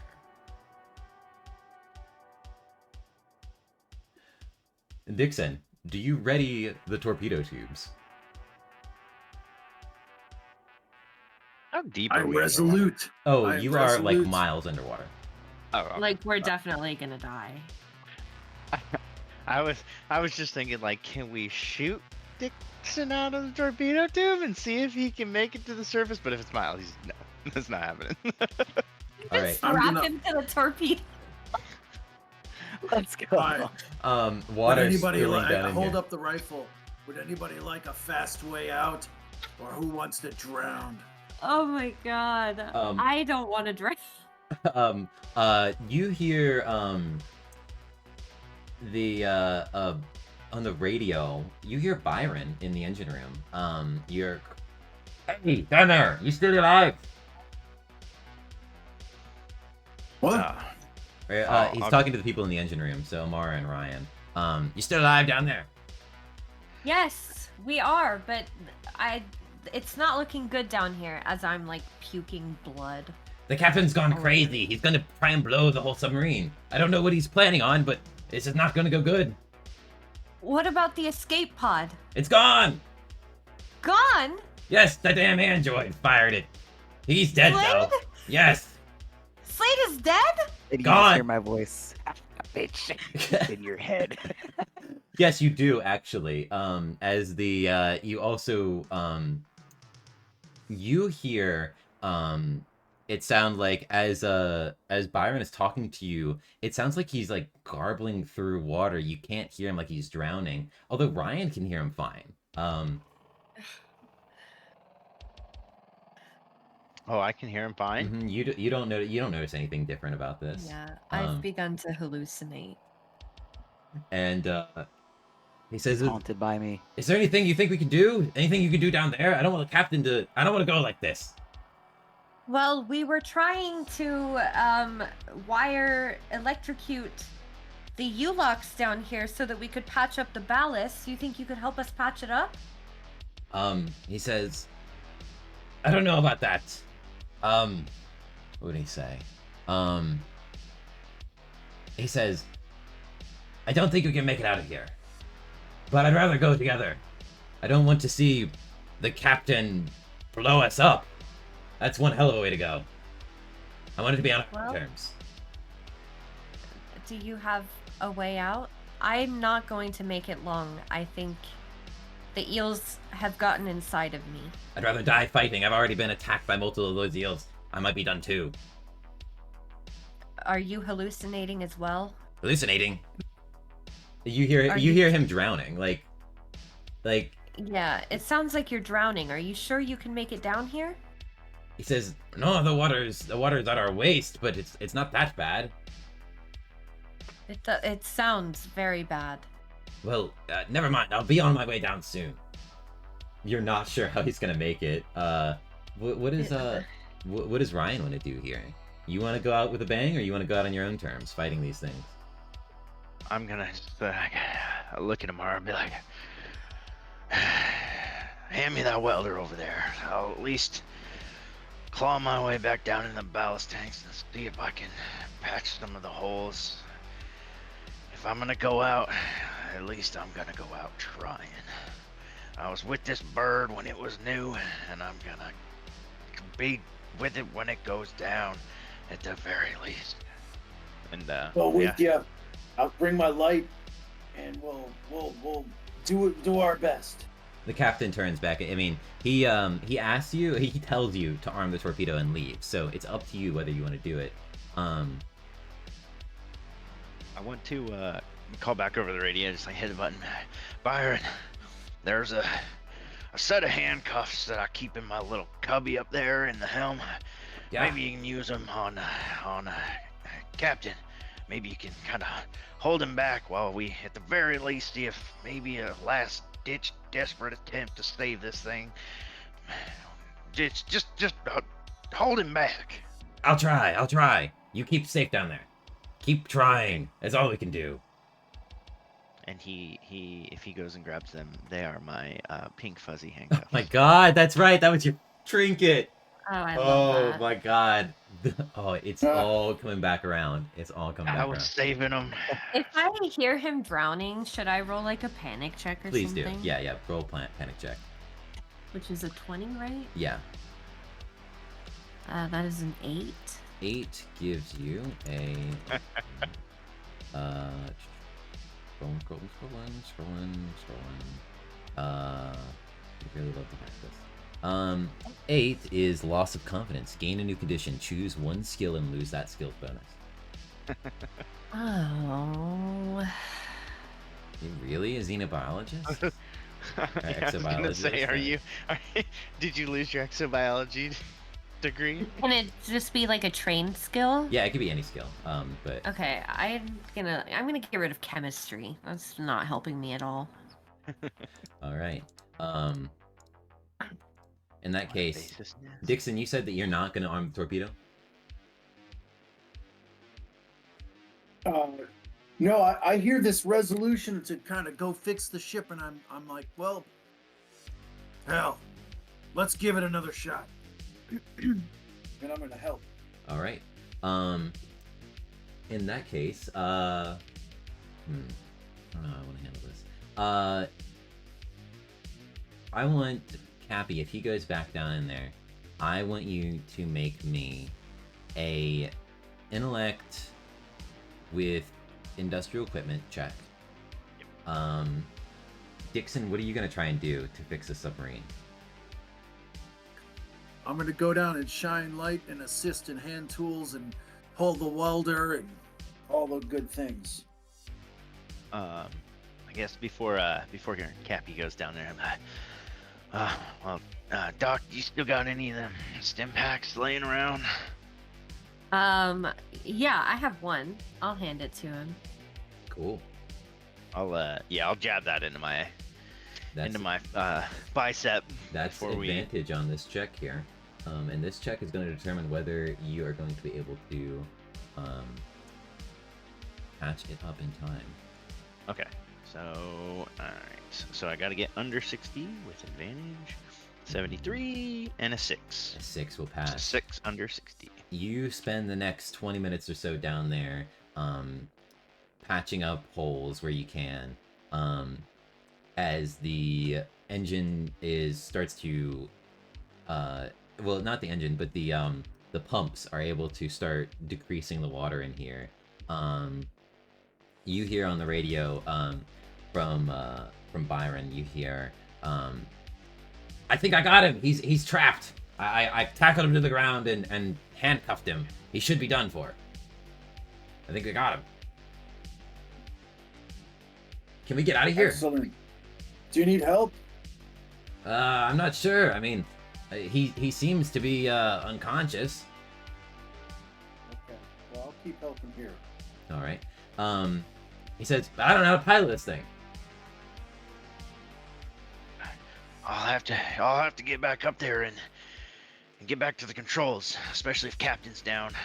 I think I'm the only other one that knows how to drive this thing. Can Amara make me a sanity save? Sure. Sanity, that is... Oh, I passed. Awesome. All right. You're still coherent enough to do things. What do you want to be doing during this time? So everyone talking to me, it sounds like they're drowning. I am suddenly don't know how to do any chemistry anymore. Not really. I know that there's babies inside of me and I won't last much longer. So I would like to go just close myself up in the lab and huddle in the corner. And I want to attempt to maybe try to cut a little cut in my stomach and get a baby out. Yeah, go for it. Make me an intellect check. I love it. Do I get advantage because pathology? Sure. Or you don't get advantage, but you get the plus 15, yeah. So 66. Oh, I passed. All right. Yeah, you slice your gut open, and one of these things squirts out and begins attacking you. Oh. Okay. Well. It critically fails as this one is too small. It tries to flail around, but you see that it's still mushy and sort of flops around the floor before dying out. Nice. Nice. And you're just laying there like... Yeah, is there a way to bleeding, see... by the way. Yeah, can I use the medical scanner to see how many are inside of me? Yeah, sure thing. You detect 2 more. Okay, can I roll again to get them out? Yeah, go for it. There's for one more. Oh, that's a pass. Critical success. As you you try and scalpel around, you feel something connect and you pull it out, and one of them is dead on your scalpel. Okay. Yes. So only one more. Let's try again. Let's try again. Oh, that's a fail. As you are digging around, this is the one that originally entered, and it starts lashing about. It's gonna deal 1d10 damage to you. The big boy. You take 2 damage, and I want you to also, how much stress do you have? 16. You're gonna gain plus 1d6. You gain 2 more stress. I realize my music is off. Let me turn that back on. And he's still inside of me. Yes, it is still inside of you. We're gonna cut back to the other people on the crew, though. First, I still had this bleeding wound. What does that do to me? Oh, your internal bleeding. Yeah, your clock's kind of ticking also on the fact that technically every round you take you taking 3 damage, I think. But I've been ruling that. I've been assuming that your character is just losing strength, and that's why you're collapsed on the ground at this point. Okay. As you're not feeling good. I mean, you're doing this as more of for yourself, and not like you're not making it. Yeah, I just don't want to die with the babies inside of me. That's fair. So, Ryan, did you say that your character is heading back up to the, well, I guess Thomas, did you say that Ryan is going back up to the bridge to try and navigate this thing? Yeah, if he feels confident, at least in the patches enough to get us going again, yeah, he'll start making his way. And I'm coming, Byron. I'll see if I can steer it. As you're walking up, you hear the engine begin to start running better. It's not good, but it's better than it was. The smoking isn't as bad. And as you climb up, you have to wade through the electrical room. And a Yulok attacks you but misses. You're still fast enough and wary enough. As an old man, you're keen on these things. You know that if you've got a chance, you've got to take it. And you just, I mean, at this point, you're just swimming through the water in here. Getting to the armory, you climb up and go into navigation, which you see is about flooded to thigh height. Okay. And you see Byron is standing there, sort of rested up against the wall. You see he's got a gunshot wound in his shoulder. And you see the captain is lying there with his, he's almost like half underwater as attached to a rail with pink handcuffs. He's knocked out, just sort of like limp on this rail. Man, I was saving those for shore leave. Hell. And they'll keep wading over to the helm. Byron says, you made it. I knew you could. I knew you could. If anybody was going to get us out of here, I knew it'd be you. It's not just me. We at least got Dixon, and Amara's down there. I'm not quite sure where she went. I didn't see her when I passed by, but we're not all lost. All right. Not yet, at least. And as you walk down to the because it's like an upper part, and you go down a little staircase next to where the captain is to get to the control console. And as you do that, the captain, who was not unconscious, grabs his assault rifle, which he thought was just out of range, grabs it, pulls it around, and begins to try and shoot at you. He says, if nobody can survive this, neither can, or if I can't survive this, then neither can you. Oh my gosh. And he is going to deal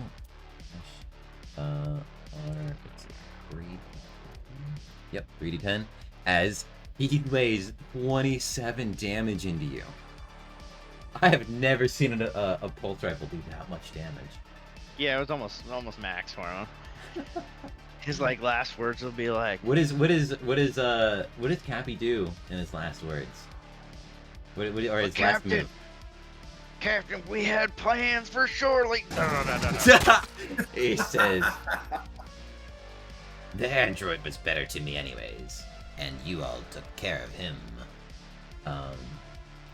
And he gets up. He snaps the handcuffs. They're not strong at all. Yeah, they were. And he walks over to Byron, firing a shot into him, finishing Byron off. He walks over. Oh, hey, ho, ho, ho, ho, ho. I hear things. Dixon hears things. You hear things. I hear shots. Yeah, you do. You're in the electrical room, I assume, right now, yeah? You're working on stuff, trying to make sure things are working? I was actually helping with in the So you think We're in the ballot helping. But... Yeah. in the ballast helping, and then I think I might have been like Okay. maybe trailing. I'm game. I'm you. game. But you I'm not- climbing the ladder into up the armory into navigation. You hear this gunshots fire off, all connecting with Cappy, and you hear his last words as the captain fires another shot into Byron, walking over to the main control console. You sneak in there. He doesn't expect you. What do you do? Captain, you twisted old weasel, die! And I assume you're firing your smart rifle at him, yes? Well, it's to the man with a hammer. Every problem's a nail. Sounds about right. Go for it, my friend. Yes. Go for it. That is a fail. The captain, feeling a shot fly right past him, he ducks down, grabbing his rifle, and he peeks up and fires it back. And that's gonna hit. He said, "My days in the Navy." Good night. He says, "My days in the Navy taught me better than to trust me crew, and I knew you would be the last ones. I've had enough of ye. Down with ye ship." As he fires, 3d10. You take 6 damage. Does that? That's the opposite roll. That is the opposite of a roll. Do you survive that? Oh! Pulse hits me. I look down, expecting to see holes, gaping holes sticking out of me. I look back at him, raise the rifle, take an aim action, use the sights, use the HUD, the smart ammo. Go for it. Roll advantage on that. Kill this bastard. Yeah, I think that might 53 might do it. No. That lower than your combat? It's 51 combat. Oh my god. Oh wait, plus firearms is 15? I will allow it for this, yeah. Yeah, 51 you took plus your time to 15 aim. is 66. Yeah, that hits. That hits. Please roll me 4d10. Okay, here we go. Freaking weird captain thing. 29. You fire that at him. I'm gonna roll the 1d10 for his wound. A 2 on the wound. A 2 on gunshot. Broken rib. He gets knocked back, shot firing through his chest. The rib isn't broken, it's gone. And he falls to the ground. What do you do? I'm gonna go over and use my strength to bind him using a piece of clothing and just tie his hands and legs. Tie him up. It's, hey, you don't need to do this. It doesn't need to come to this, boy. Or lad. He still is not going to disrespect your pronouns. He's got a sock in his mouth now. You shove it in there. He's sort of wriggling around. Tie him up good. I like it. Scientist, how is the surgery coming along? Would you please like to perform one last surgery check? Yeah, let's try to get this last little wormy guy out. Are you sure you don't want to just nurture him in you? He could be a good friend. Yeah. That's all you got. It's your baby. I don't want this baby, actually. Not even in your crazed state? Okay, fair enough. Well, apparently I do, because I failed, so... Digging around, you feel it dig deeper into you. Could you make me a sanity save at disadvantage, please? Sure can. That is a fail. You jabbing around in here, blood begins to pour out, but it's not blood. it's water. As dark water just begins to flood out of your chest, the water flooding up into here. It's almost supernaturally fast. It fills the lab, the stuff, the debris floating on top of it. You don't have the strength to even get up at this point as you are submerged, choking on your own blood. You die. Next to Mahone, who also his last vision was of a flooding room. Yeah. Goodbye. Why are we cool flooding? world. You're not. But that's what Amara sees. And Dixon, barely alive. How much HP do you have left? Dixon has 5. Oh my HP, God. 2 out of 3 wounds. Jeez.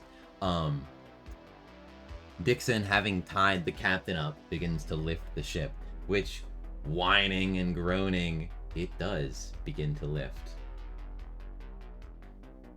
Far away, a escape pod surfaces at a remote ocean city, or a floating ocean city. We don't know what might happen to Dixon with the eels infesting the water, but the submarine works. Thank you everybody for playing Alone in the Deep. That was a great one. Thank you so much. Hey. That was so fun. I'm glad you all Oh. Thanks for having enjoyed. us. Thank you all for dying. That was awesome. It was a pleasure. It was a pleasure. It was good fun. Thank you everybody that came to watch. This is the first D&D TTRPG stream I've ever done. So thank you so much to everybody that made it. It was a really fun game to run with a really fun group. And I would love to get these guys back for some more. We might run some more Mothership in the future. We might, I know I'm planning on running a Never Going Home game in December. You might see some of these guys show up, some of my other friends might come. And yeah, no, it's been a great one. Thanks everybody. I mean, again, thanks everybody. This was a really good time. I hope this turns out well. The viewing experience was good. If anybody would like to have thank you. any last words, thank you for running any them. Yeah, no- thank you, oh, Sheriff. no problem. It was very fun. Yeah, I enjoyed Yeah. it. I mean, you guys made it though. I really have to say. It was a great group. If you guys want to go around, say who you are, the final. I would like the final thoughts of each character. We'll start with Amara. What were your final thoughts? Yeah, so Amara, was trying desperately to cut the last U-lock out of her gut in the hopes that she would maybe stop drowning, but unfortunately she failed, and as she lay there with the deep water just suffocating her, she thought back and wished that she had more of her purple powder to inhale. Cappy. What was Cappy's last thought? Cappy's last thoughts were of the absolute betrayal from Captain. They've known each other for a very long time. They have. Often partied on shore leave and various other things, and There it is. he was gearing up to get him out of there. And clearly Captain wasn't in his right state of mind, and it was a horrible betrayal. Mhm. That was his last thoughts. What were Slade's last thoughts as he was blasted in the escape pod bay, just barely closing it in time? So, he had, the threats of the company that produced him programmed into him that if that job didn't get done, he was dead either way. So I think he was quite pleased that he was able to at least get the job done, or at least he hoped so in the end, as he closed the pod. And just those words, "Who's the head motherfucker in charge now?" as he died. And Dixon, what were your thoughts as you began the submarine to lift? Again, we don't know if Dixon made it out or not, but I mean, he hasn't been heard from yet. Yeah, Dixon was sat down, looked at the squirming captain, and took a walk back through. Looked all the carnage. Tried to resuscitate the scientist and just see if anything could be done. Probably got bitten by another one of those. Who knows if he got bitten by one of those eels again. But, you know, Dixon's just sitting there thinking, this is just, I got to get out of this racket. I think I need to go back to gambling. And the captain's last thoughts are, blimey. I wish I had drowned. As he sees the seawater around him begin to rise. Maybe he'll get his wish. Alright. And with that, if you guys have any socials, I'll have them linked in the description of the YouTube video when I get that up. I'm going to do some real basic editing to it. And throw it up on my channel. If I'll throw those in the stuff. If you guys want to shout out anything, because I know some of you guys are probably online. You want to shout out your stuff, go ahead. Misa? Yeah, I also stream on Twitch sometimes, so if you guys want to check me out, also a VTuber. Hey. So yeah, just this account, I've been typing in the chat, Mommy Misa, so Alright. hit me up if you'd like. Thank you. Thomas? Yeah, I actually I do a lot of 3D printing for tabletop RPG game accessories like dice towers and various other things like that. I have an Etsy account. It's Stolen Crow Design. It's a little behind. I need to update a bunch of stuff on it, add a bunch of new products and things like that. If people are interested in that stuff, the holidays are coming up, so yeah, you can poke around there or message me directly. Awesome. Through that or something along you. those lines. I have a Facebook page as well. Thank you so much. I'll put it in the description. Belle, if you want to shout yourself out. No, I'd just rather not be perceived whatsoever. Hopefully I'll see you guys on the next campaign. Yeah, maybe I'll perceive you later. And Chris. Yeah, I'm actually writing a role-playing game right now, a tabletop role-playing game called Welcome to Grimsbury.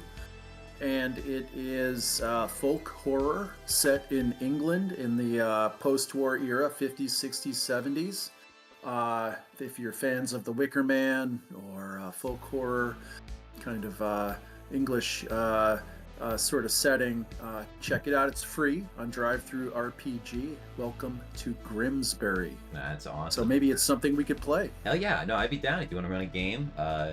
I'll show you how to set the stuff up, and I'd love to do it.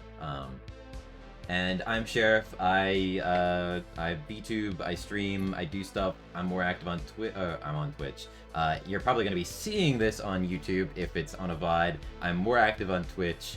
I stopped streaming here because it's kind of lame. All the hoes on Twitch. Yeah, well, okay, look, I'm sorry. It's okay. To all the YouTube haters, I think YouTube is the better streaming platform. To all the Twitch haters, I think that you get more engagement on Twitch, and it's more geared towards stream. Yeah, So you play both sides. I play both always sides. on top. Yep, Yeah. The winner. I like to think I'm the only winner here today. So, but yeah, go ahead, follow, subscribe. If I can reach, I'd love to reach 50 on Twitch and be able to get my partner before I start doing that Never Going Home stream. So that would be amazing. We're at 35 right now. So hey, maybe we'll get there. But if you're on YouTube, I'll be posting more stuff in the future. So yeah, keep an eye out. Go into the description, look down below, click on that stuff, go get your Christmas gifts, go get your RPGs, go watch some streams. My crew has been amazing. Thank you all for dying. This has been Sheriff of Space playing Alone in the Deep. I hope everybody has a good evening. Thank you. Alright, so I'm back. Welcome to the end of the video. I'm glad you all could make it. Thank you so much for sticking through the whole thing. If you actually did listen through this, that means a lot to me that you actually cared enough to watch through this whole video, and it's awesome. Honestly, it's awesome to have the opportunity to do this with all these people. And yeah, no, I'm really, really happy with how everything went. I figure I can go over a few things when it came to running the game. So, as you guys noticed, of course, the first thing I did when getting this group together was, well, one, I sent out a message to the Mothership Discord and was like, hey, looking to put together a streamed game of Mothership. You know, looking for people that are interested, and I got this crew together. Everybody was new except Misa and Fel. They knew each other before this, so they already had a great cohesion, went through, made characters. Everybody had some experience with Mothership, even if it is just, you know, having read about it. You know, nobody was new to it. I didn't have to introduce anybody. So that was nice. You know, running a game, that's always good. It's important to make sure that your characters know, or your players know, how the system they're playing in actually works. So, pro tip, number one tip from Sheriff, make sure your players know what they're playing. And if you are playing a rules-heavy system, just make sure they know what they're doing with their, you know, with their characters before they get into it. Because you don't have to explain the rules for fall damage, you know, starting the game, but you need to know those, and the players need to know how, you know, what dice they need to roll for these attacks and things like that. So having that down was already really helpful, and I prefaced everybody on what they were expecting for the game. I let everybody know this is sci-fi horror, that they're going to expect characters to die, rolls to fail, things to get worse. So priming the group that this is the kind of thing we're going to get into, that led to a more cohesive game, right? Everybody understood that they weren't surprised when they were like, oh, my character is already at half health from one hit. Yeah, that happens. Whereas, you know, games like D&D, your players are heroes. They're expected to win. Whereas everybody going into this knew they likely weren't getting that. So you didn't have to deal with that conflict of ideas. So lesson number 2, let your players know what kind of game they're playing in. I recommend, if you're playing with your group at home, give them some pitches, right? If you have a couple modules in front of you, even if you have one that you really want to run, you put it out in front of them and say, hey, here are a couple games. Here are a couple ideas I have for games. You let them choose what they want to play, because a group that chooses what they want to play isn't going to enjoy that much more. Now, if you're like, hey, I'm running this game, can I get a group together who's interested in this? And that's better. But don't force your group to play a game that they just don't want to play. It can work. It's just not ideal. I've had times trying to run games that just didn't work out because players didn't like the system. And Mothership is bad for that, I'll be honest. There are other systems that are worse, but especially the OSR. You know, it's such a departure from today's kind of TTRPGs that players don't know what they're getting themselves into. So that's my other tip. Before we started, I reached out to Fel with the Android, and I was like, I know this is classic Alien, but would you be interested in playing a trader? And I gave him the information he needed to know. I didn't give him more, I didn't give him less. I gave him the stuff that he needed to know to run it, and let him be flexible with it. And that's lesson number 3, let your players be flexible. Like at the beginning of the game, when I was like, okay, so they got to figure out where Mahone is, and everybody's like, oh, well, what do we do? That's when Dixon said, oh, I saw him earlier. That wasn't me. He just said that, right? But as a good DM, you should be letting your players be flexible with this sort of thing. That if they say, oh, I saw him, yeah, of course he did. He saw him, and you build on it. Don't tell him no, tell him yes and that's, you know, well, fucking improv. Everybody's heard that before, right? But that's the way it is, right? Your games are gonna flow so much better if you work with your players rather than trying to stop them and run the game the picture you have in your head, because we're all group hallucinating, right? We're all coming up with it. We're all playing make-believe together. You only have but so much more authority over the setting than they do. If they say it's this way, you have to be fallible. You have to be like, okay, yeah, I can work with that. If you decide that what you have in your head is the way it is, your players just aren't going to respond to it well. They're going to be upset that they can't do the things they want to do because they feel locked into finding your right answer, and that's not how players should feel. So on that, he understood, Fel knew what he was getting himself into, and he was able to go with that where he wanted to. I'll actually read the message I sent to him real quick, or put it up on screen or something like that. I'll just read it. Here's the message I sent to him. It said, great. Dr. Kabatsi, head scientist on board, show you an eel-like creature captured in the holding tank in the lab. He explained that the company had expressly ordered him to retrieve it, and it must be delivered back at the HQ at the floating port city. They told you not to mention it to the crew due to clearance level to know about it and potential backlash due to its priority. You being company property must ensure the completion of any objective of the company through whatever means necessary, else face being reprogrammed or even scrapped for parts. And he asked questions, and I gave him some answers on that, but you know, I just had to plant the seed in his head. So looking back on it, you saw as soon as they saw the eel, he immediately went, I'm gonna try and catch it, rather than, oh, kill it, like Dixon was. And that was really fun, because the other players were like, oh, this is just how the android deals with it, because he was already talking about protocol. The Fell, being a great player, already had that in mind, was trying to work with that. So it was really fun to see those interactions between the players, and I was blessed this session with a really role-playing heavy group. They really got into that. They really had a fun time with their characters. We all rolled our characters up. I think the only person that came into the game with something was I'm recording this like a week after I ran it. I'm so sorry. I'm taking my time here to get all this done. But Chris's character, right? Chris was the only person that came up. He was like, I want to play a pilot. And I was like, okay, cool, we can work with that. Everybody else was just, they rolled characters and we came up with it as we went. That's a pro tip for Mothership. This is, in my opinion, the best Mothership, intro to Mothership module. I really think that. It's a two-sided module. It's gonna be the first link in the description. Pay $5 for it. The person that made this did such a great job. There's great humor in it. There's great stuff for new players or experienced players, or DMs, both actually. And yeah, it's really fun. No offense to Haunting of Ipsilon 14, but it just doesn't have the timer, the reason for the players to be there. It doesn't have the constant threat. I mean, you could say that the other crew, or like the people on the station getting abducted or like eaten or whatever, is a constant threat, but I don't see it that way, in my opinion. It's because the players don't care about the people on the station, right? They're not from the station, so they don't care. I don't want to spoil too much in Ipsilon 14, so I won't go any more into it in case you want to watch another stream or play it yourself.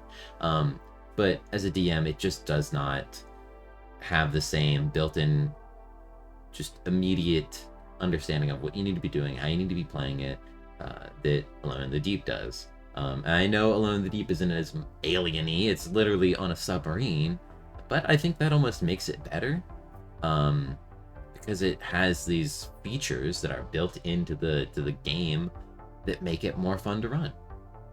So that's my 2 cents on why Alone in the Deep is better. If you're new to Mothership or DMing, again, it's great because it has little blurbs that you can read out to your players. I try to avoid reading blurbs to practice my own skills at narrating, but there's no shame in reading blurbs if you're a new DM. Don't let anybody guilt you into not reading box text, because that's what it's there for. Do it. I don't know what else to say, but as you get better, you can work on doing your own descriptions like I do. So, running through some of my decisions during the game, you know, first off, we started with the players in the crew cabin, or not the crew cabin, in the navigation, and the captain trying to lift the ship, but it wouldn't work, right? And I essentially leaves the players in the dark. They try and contact Mahone. Mahone doesn't pick up because he's infected in bed. Now, I'll get back to this in a minute, but there are 2 ways I like to run Alone in the Deep. This is the 4th time I've run it because I like it that much. And there's a variant for players that are new, and that is to run... Now, this is of my advice. This is Sheriff advice. You know, you won't get this anywhere else, you know. That is to make Mahone alive down there working on the engine room, but he's just not picking up because he's so busy. And that allows players to have somebody to talk to down there, but I'll get back to that in a minute. Anyways, Mahone doesn't pick up, so they're like, okay, cool, we should go check him out. The player's like, maybe we should split up, and I was like, you could do that. let your players split up. It's fucking hilarious. I think that splitting a party is good fun. I've split many a party. I've killed many a party by splitting them. It's awesome. But you get to, you just, the one trick with that is just making sure that you're not leaving one group out and you're splitting back now and then, especially when tensions get high on one side, flip to the other so they get to sit with that. And then you get back and they've already thought on how they want to handle that. So, but the players are like, okay, no, we'll just stick to going and checking out what's going on with the eel. Or with Mahone, they find the eel, it attacks. I run with Mothership, all my rolls are straight. I don't bend the rules any, I don't change rolls. All my rolls are public, as you saw in the little thing in the middle. That's not a secret. There are no secret rolls in Mothership for me. The players will see, I won't tell them what every roll is, but there's no, like, I'm not gonna make a hit or do more damage or something like that. Most of the time. With some groups I'll run it differently. But in D&D, I feel like you need more control of the narrative because D&D is a more narratively driven game, whereas Mothership is very what happens, right? Like, if they get hit and they get attacked and they roll a 6 on the bleeding or cut wound, whatever, and they lose an arm or whatever it is, it's like, I gotta deal with that now, and that makes it more interesting because Mothership is a bit of a death spiral game where things get worse and they keep getting worse. So the further things go on, the more drastic the bad things are, which is fun. It makes an interesting dynamic to the group that it's not a when or if we die, it's a when we die, when things go down, and it makes character or players more, I don't want to say more attached to their characters because they want them to go out with a bang. You know, they want them to be impactful because the system doesn't want them to be. It's built to be, not biased towards players mostly. It's meant to actually screw players over, and it's just a fun way of playing games. So, after they go check on Mahone, and I had. That was right. Misa ran away, right? And with that, I did tell a character how I thought their character would react, or player how their character would react. And I don't think that's always a bad thing. I know that it should be like the players should decide how their character feels. Like, don't say that your characters are appalled by seeing this, but in some situations, it is better to give your character, or player, what their character would think and let them run with it. Misa feels like she should get out of here, or not Misa. What was the doctor's name? Jeez, I'm a fail. What was it? Amara. Yes. Amara feels like she needs to get out of here, and then I let Misa do whatever she wanted with that, which allowed Misa to feel more roleplay, but it gave a dynamic to the situation that isn't just, oh, kill the bug. It had more to it, and things like that are fun. So. They deal with that situation, they get back to the thing, they say, okay, well, if Mahone's not good, we need to deal with stuff in the engine, go down the engine, see what's going on. Now, in Alone in the Deep, you roll to see how your, what areas get flooded when. And I ended up, the lab flooded first, and then after that, I think it was, I think some stuff upstairs flooded, and then downstairs. Eventually, I just stopped keeping track of that. Oh, no, after that, I rolled that the navigation flooded, right? If you ever see me roll a d8 in there, that was when I was doing that, because there's 8 rooms, and they're particular like that. So, that was why when they were like, oh, navigation's, the pumps are being used in navigation too, that was hinting that navigation was flooding. After that, I just was like, okay, the ship is flooding, and they're gonna have to deal with that. So, use that to your advantage until it starts to become encumbering, right?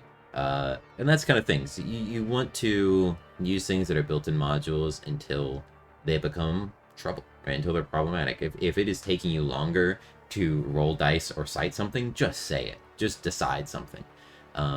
There's no need to waste time trying to figure out like what this is, or how to run this or do that. Just say it happens. Right? Say the eels attack, and I would do that now and then. the eels just attack because they needed it. Now, with this group, not as often. Other groups, you do need to put a little fire under their butts to keep them moving, keep them doing stuff. It does become important over time. After that, yeah, so they get to the engine room. Things are going to hell. They're getting attacked. They're like, oh, this sucks. They get into, oh, that's right. Cappy is working on the engine. Amara, Slade, and Dixon go into the lab, figure out what's going on there. I think this is when Slade realizes how bad of a, like, oh, things have gone bad for the doctor, and he realizes that this, that now he's got to figure out what to do.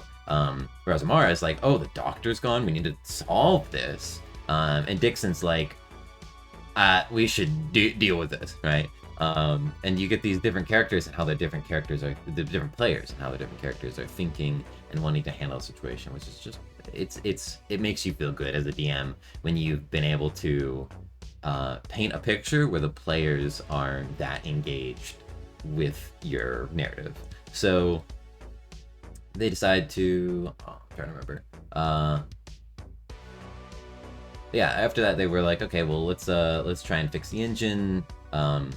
That's when I was like, okay, so they need some more information now. They've got the hook, they're hooked. They need the information. The information is the ballast is floating. That's what Cappy finds out. And they're like, okay, well, let's go and fix it. So they go and try and fix it, and oh god, does that go poorly for Cappy. Not feeling too hot on that. At this point, I think this is when Slade is taking the eel and Dixon is chasing him. That was a really fun exchange. Oh, I almost got away from this. This is something I did really want to talk about. And that was, Cappy should have died. I know. I did not want Cappy to die. He should have taken that 9 damage and died. That would have been lame. So I didn't do it. There's no more to that other than if you sometimes you really do have to think of how your players are going to feel in a situation like that, where it's like, oh, that I would feel terrible. If I got in there, I didn't know that was going to do that. I tried to hint at it, but if I didn't know that 5 eels are going to just attack me there, I would have gotten pissed off, right? So I didn't want to do that to Cappy. I know that they would have been fine with it, but honestly, I didn't think it was very fun. So instead, I gave it to Dixon, right? I was like, okay, now Dixon has to deal with this problem. Cappy's out of the picture.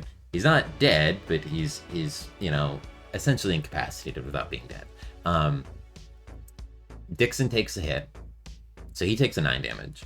And then Dixon has to solve the situation, which is get him out of here, pass the checks, survive, right? And he saves Cappy.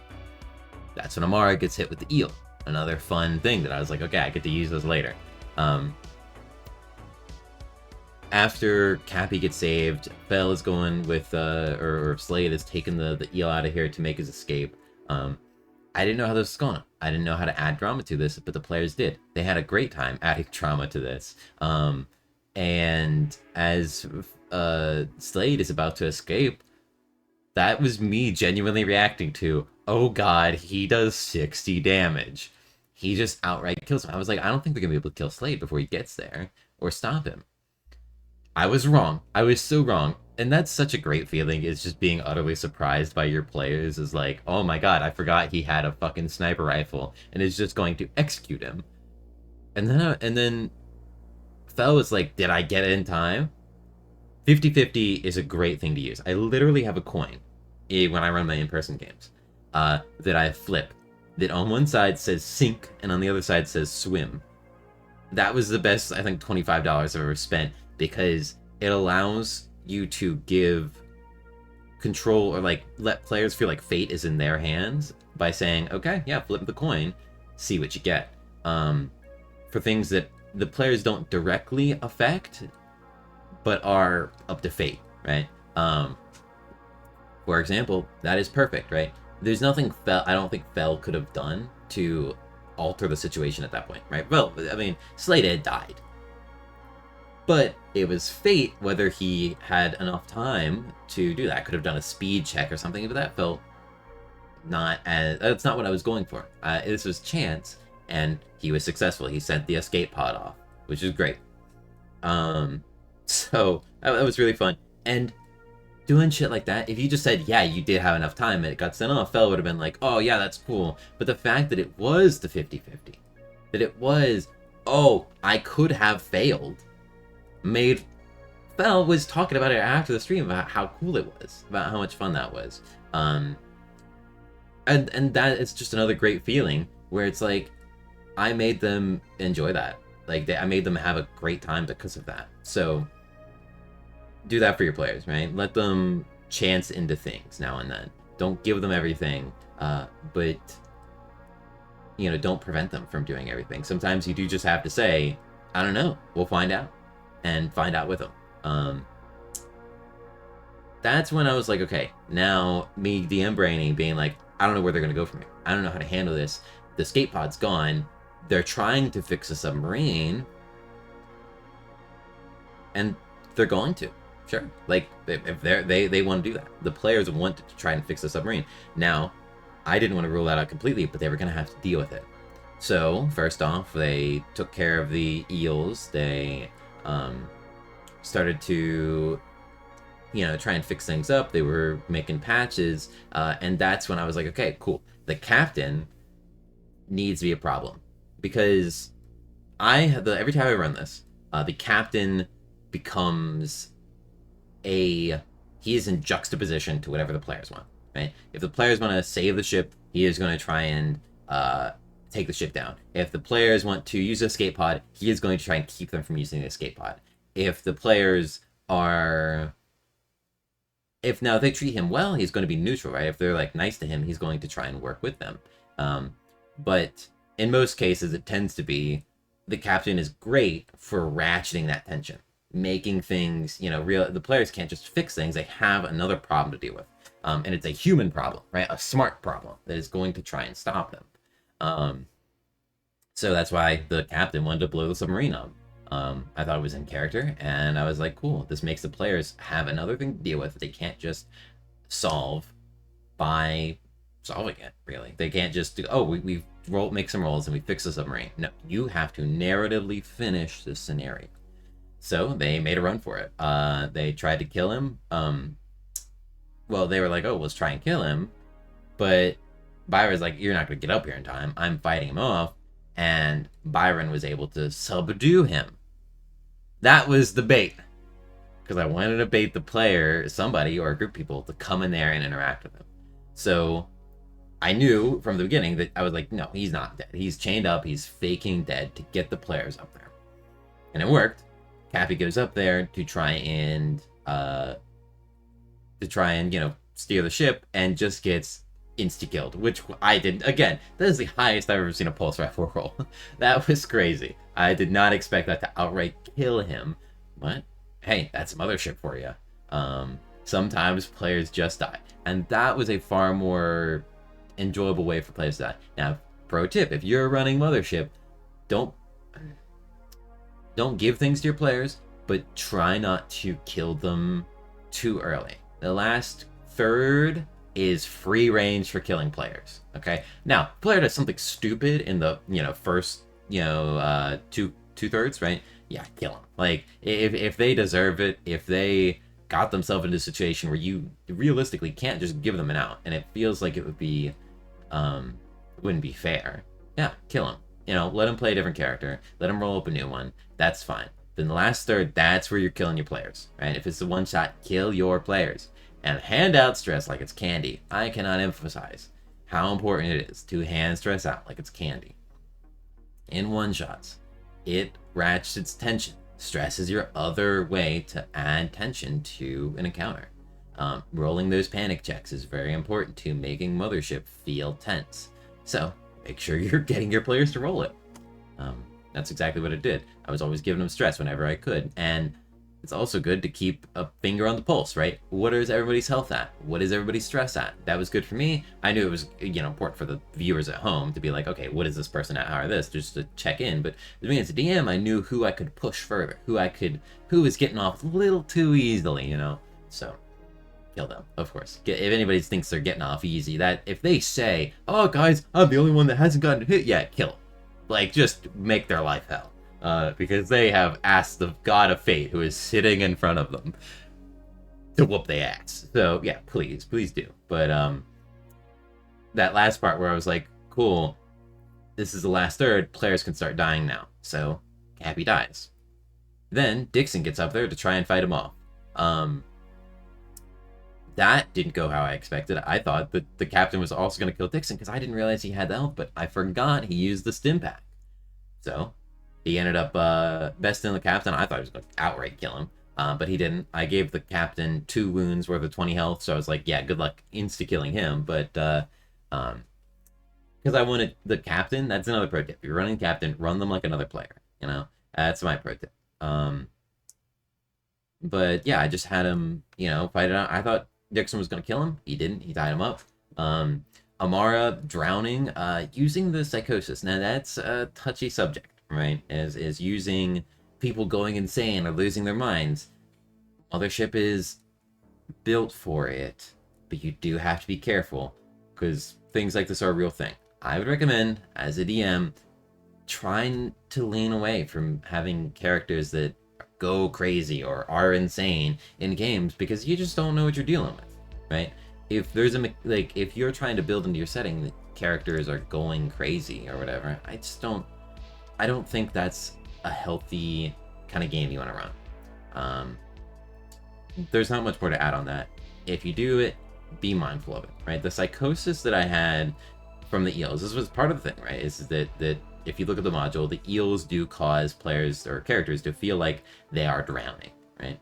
So I wanted to work with that. I wanted to reinforce it from the beginning, right? That Mahone felt like he was drowning, and then you get to see that in the characters later as they get to deal with that. So the parallel, setting it up, right? Knowing it's something they could get into, and then handling it gracefully. Not say, oh, you're going crazy. No. These are the symptoms, right? This is what's happening to you. How do you deal with it? How do you rationalize this? Because the player is still in control of their character. You don't want to take that away from them. That's the other thing. Making a character go crazy, the player has to do that. You can't do that. That's them. So that's that. But having Amara try and go down like that, but Misa had Amara try her best to deal with these eels, but it just didn't end up being enough.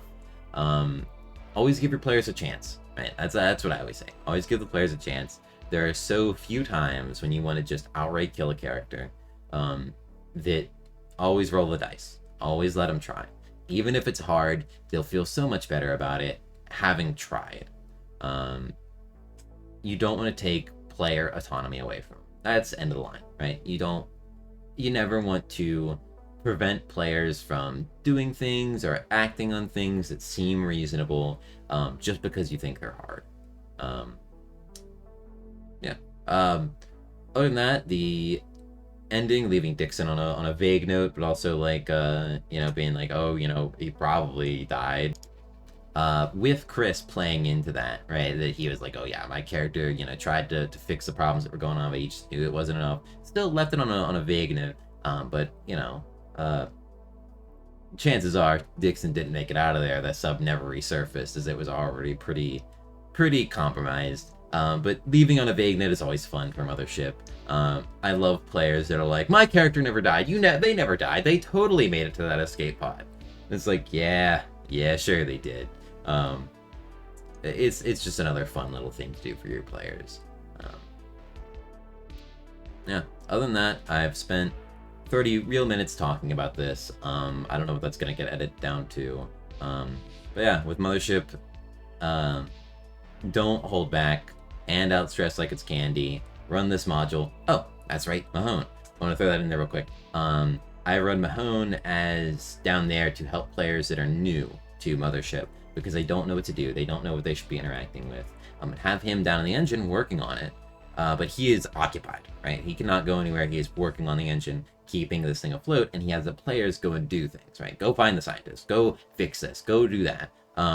It keeps them doing things and engaging, but still have somebody in the crew quarters that is just another crew member that is, infected. That is a fun encounter.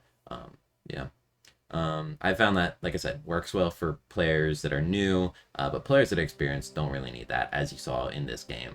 But yeah, that's all I can say. Thank you so much. Go buy that link. Go click on people's links in the description. Get in a mothership. 1E is coming out soon. No fingers crossed, because I don't know when players are going to, like, the general public's going to have access to 1E. I'm a backer, of course, so I did get that. But yeah, go play some games, and that's all I gotta say. Go play some games, go run some games. Have a good evening, everybody, or day, or midday. I hope you're enjoying this on your lunch break. Thank you so much for watching and listening to me rant for this long. Peace. This is post-editing Sheriff. Just one quick thing before I go. Please tell me if you liked that bit where I talked about the game and did that. I'm just trying something. I could have not added that. Instead, I spent extra time editing to do that, and I spent way too long editing this whole thing. I'm being real. I should have not. Please tell me if you like the editing, if you like the things that I've done, that I've added. On that note, yeah, thanks. Please leave a comment. Thank you so much. Bye.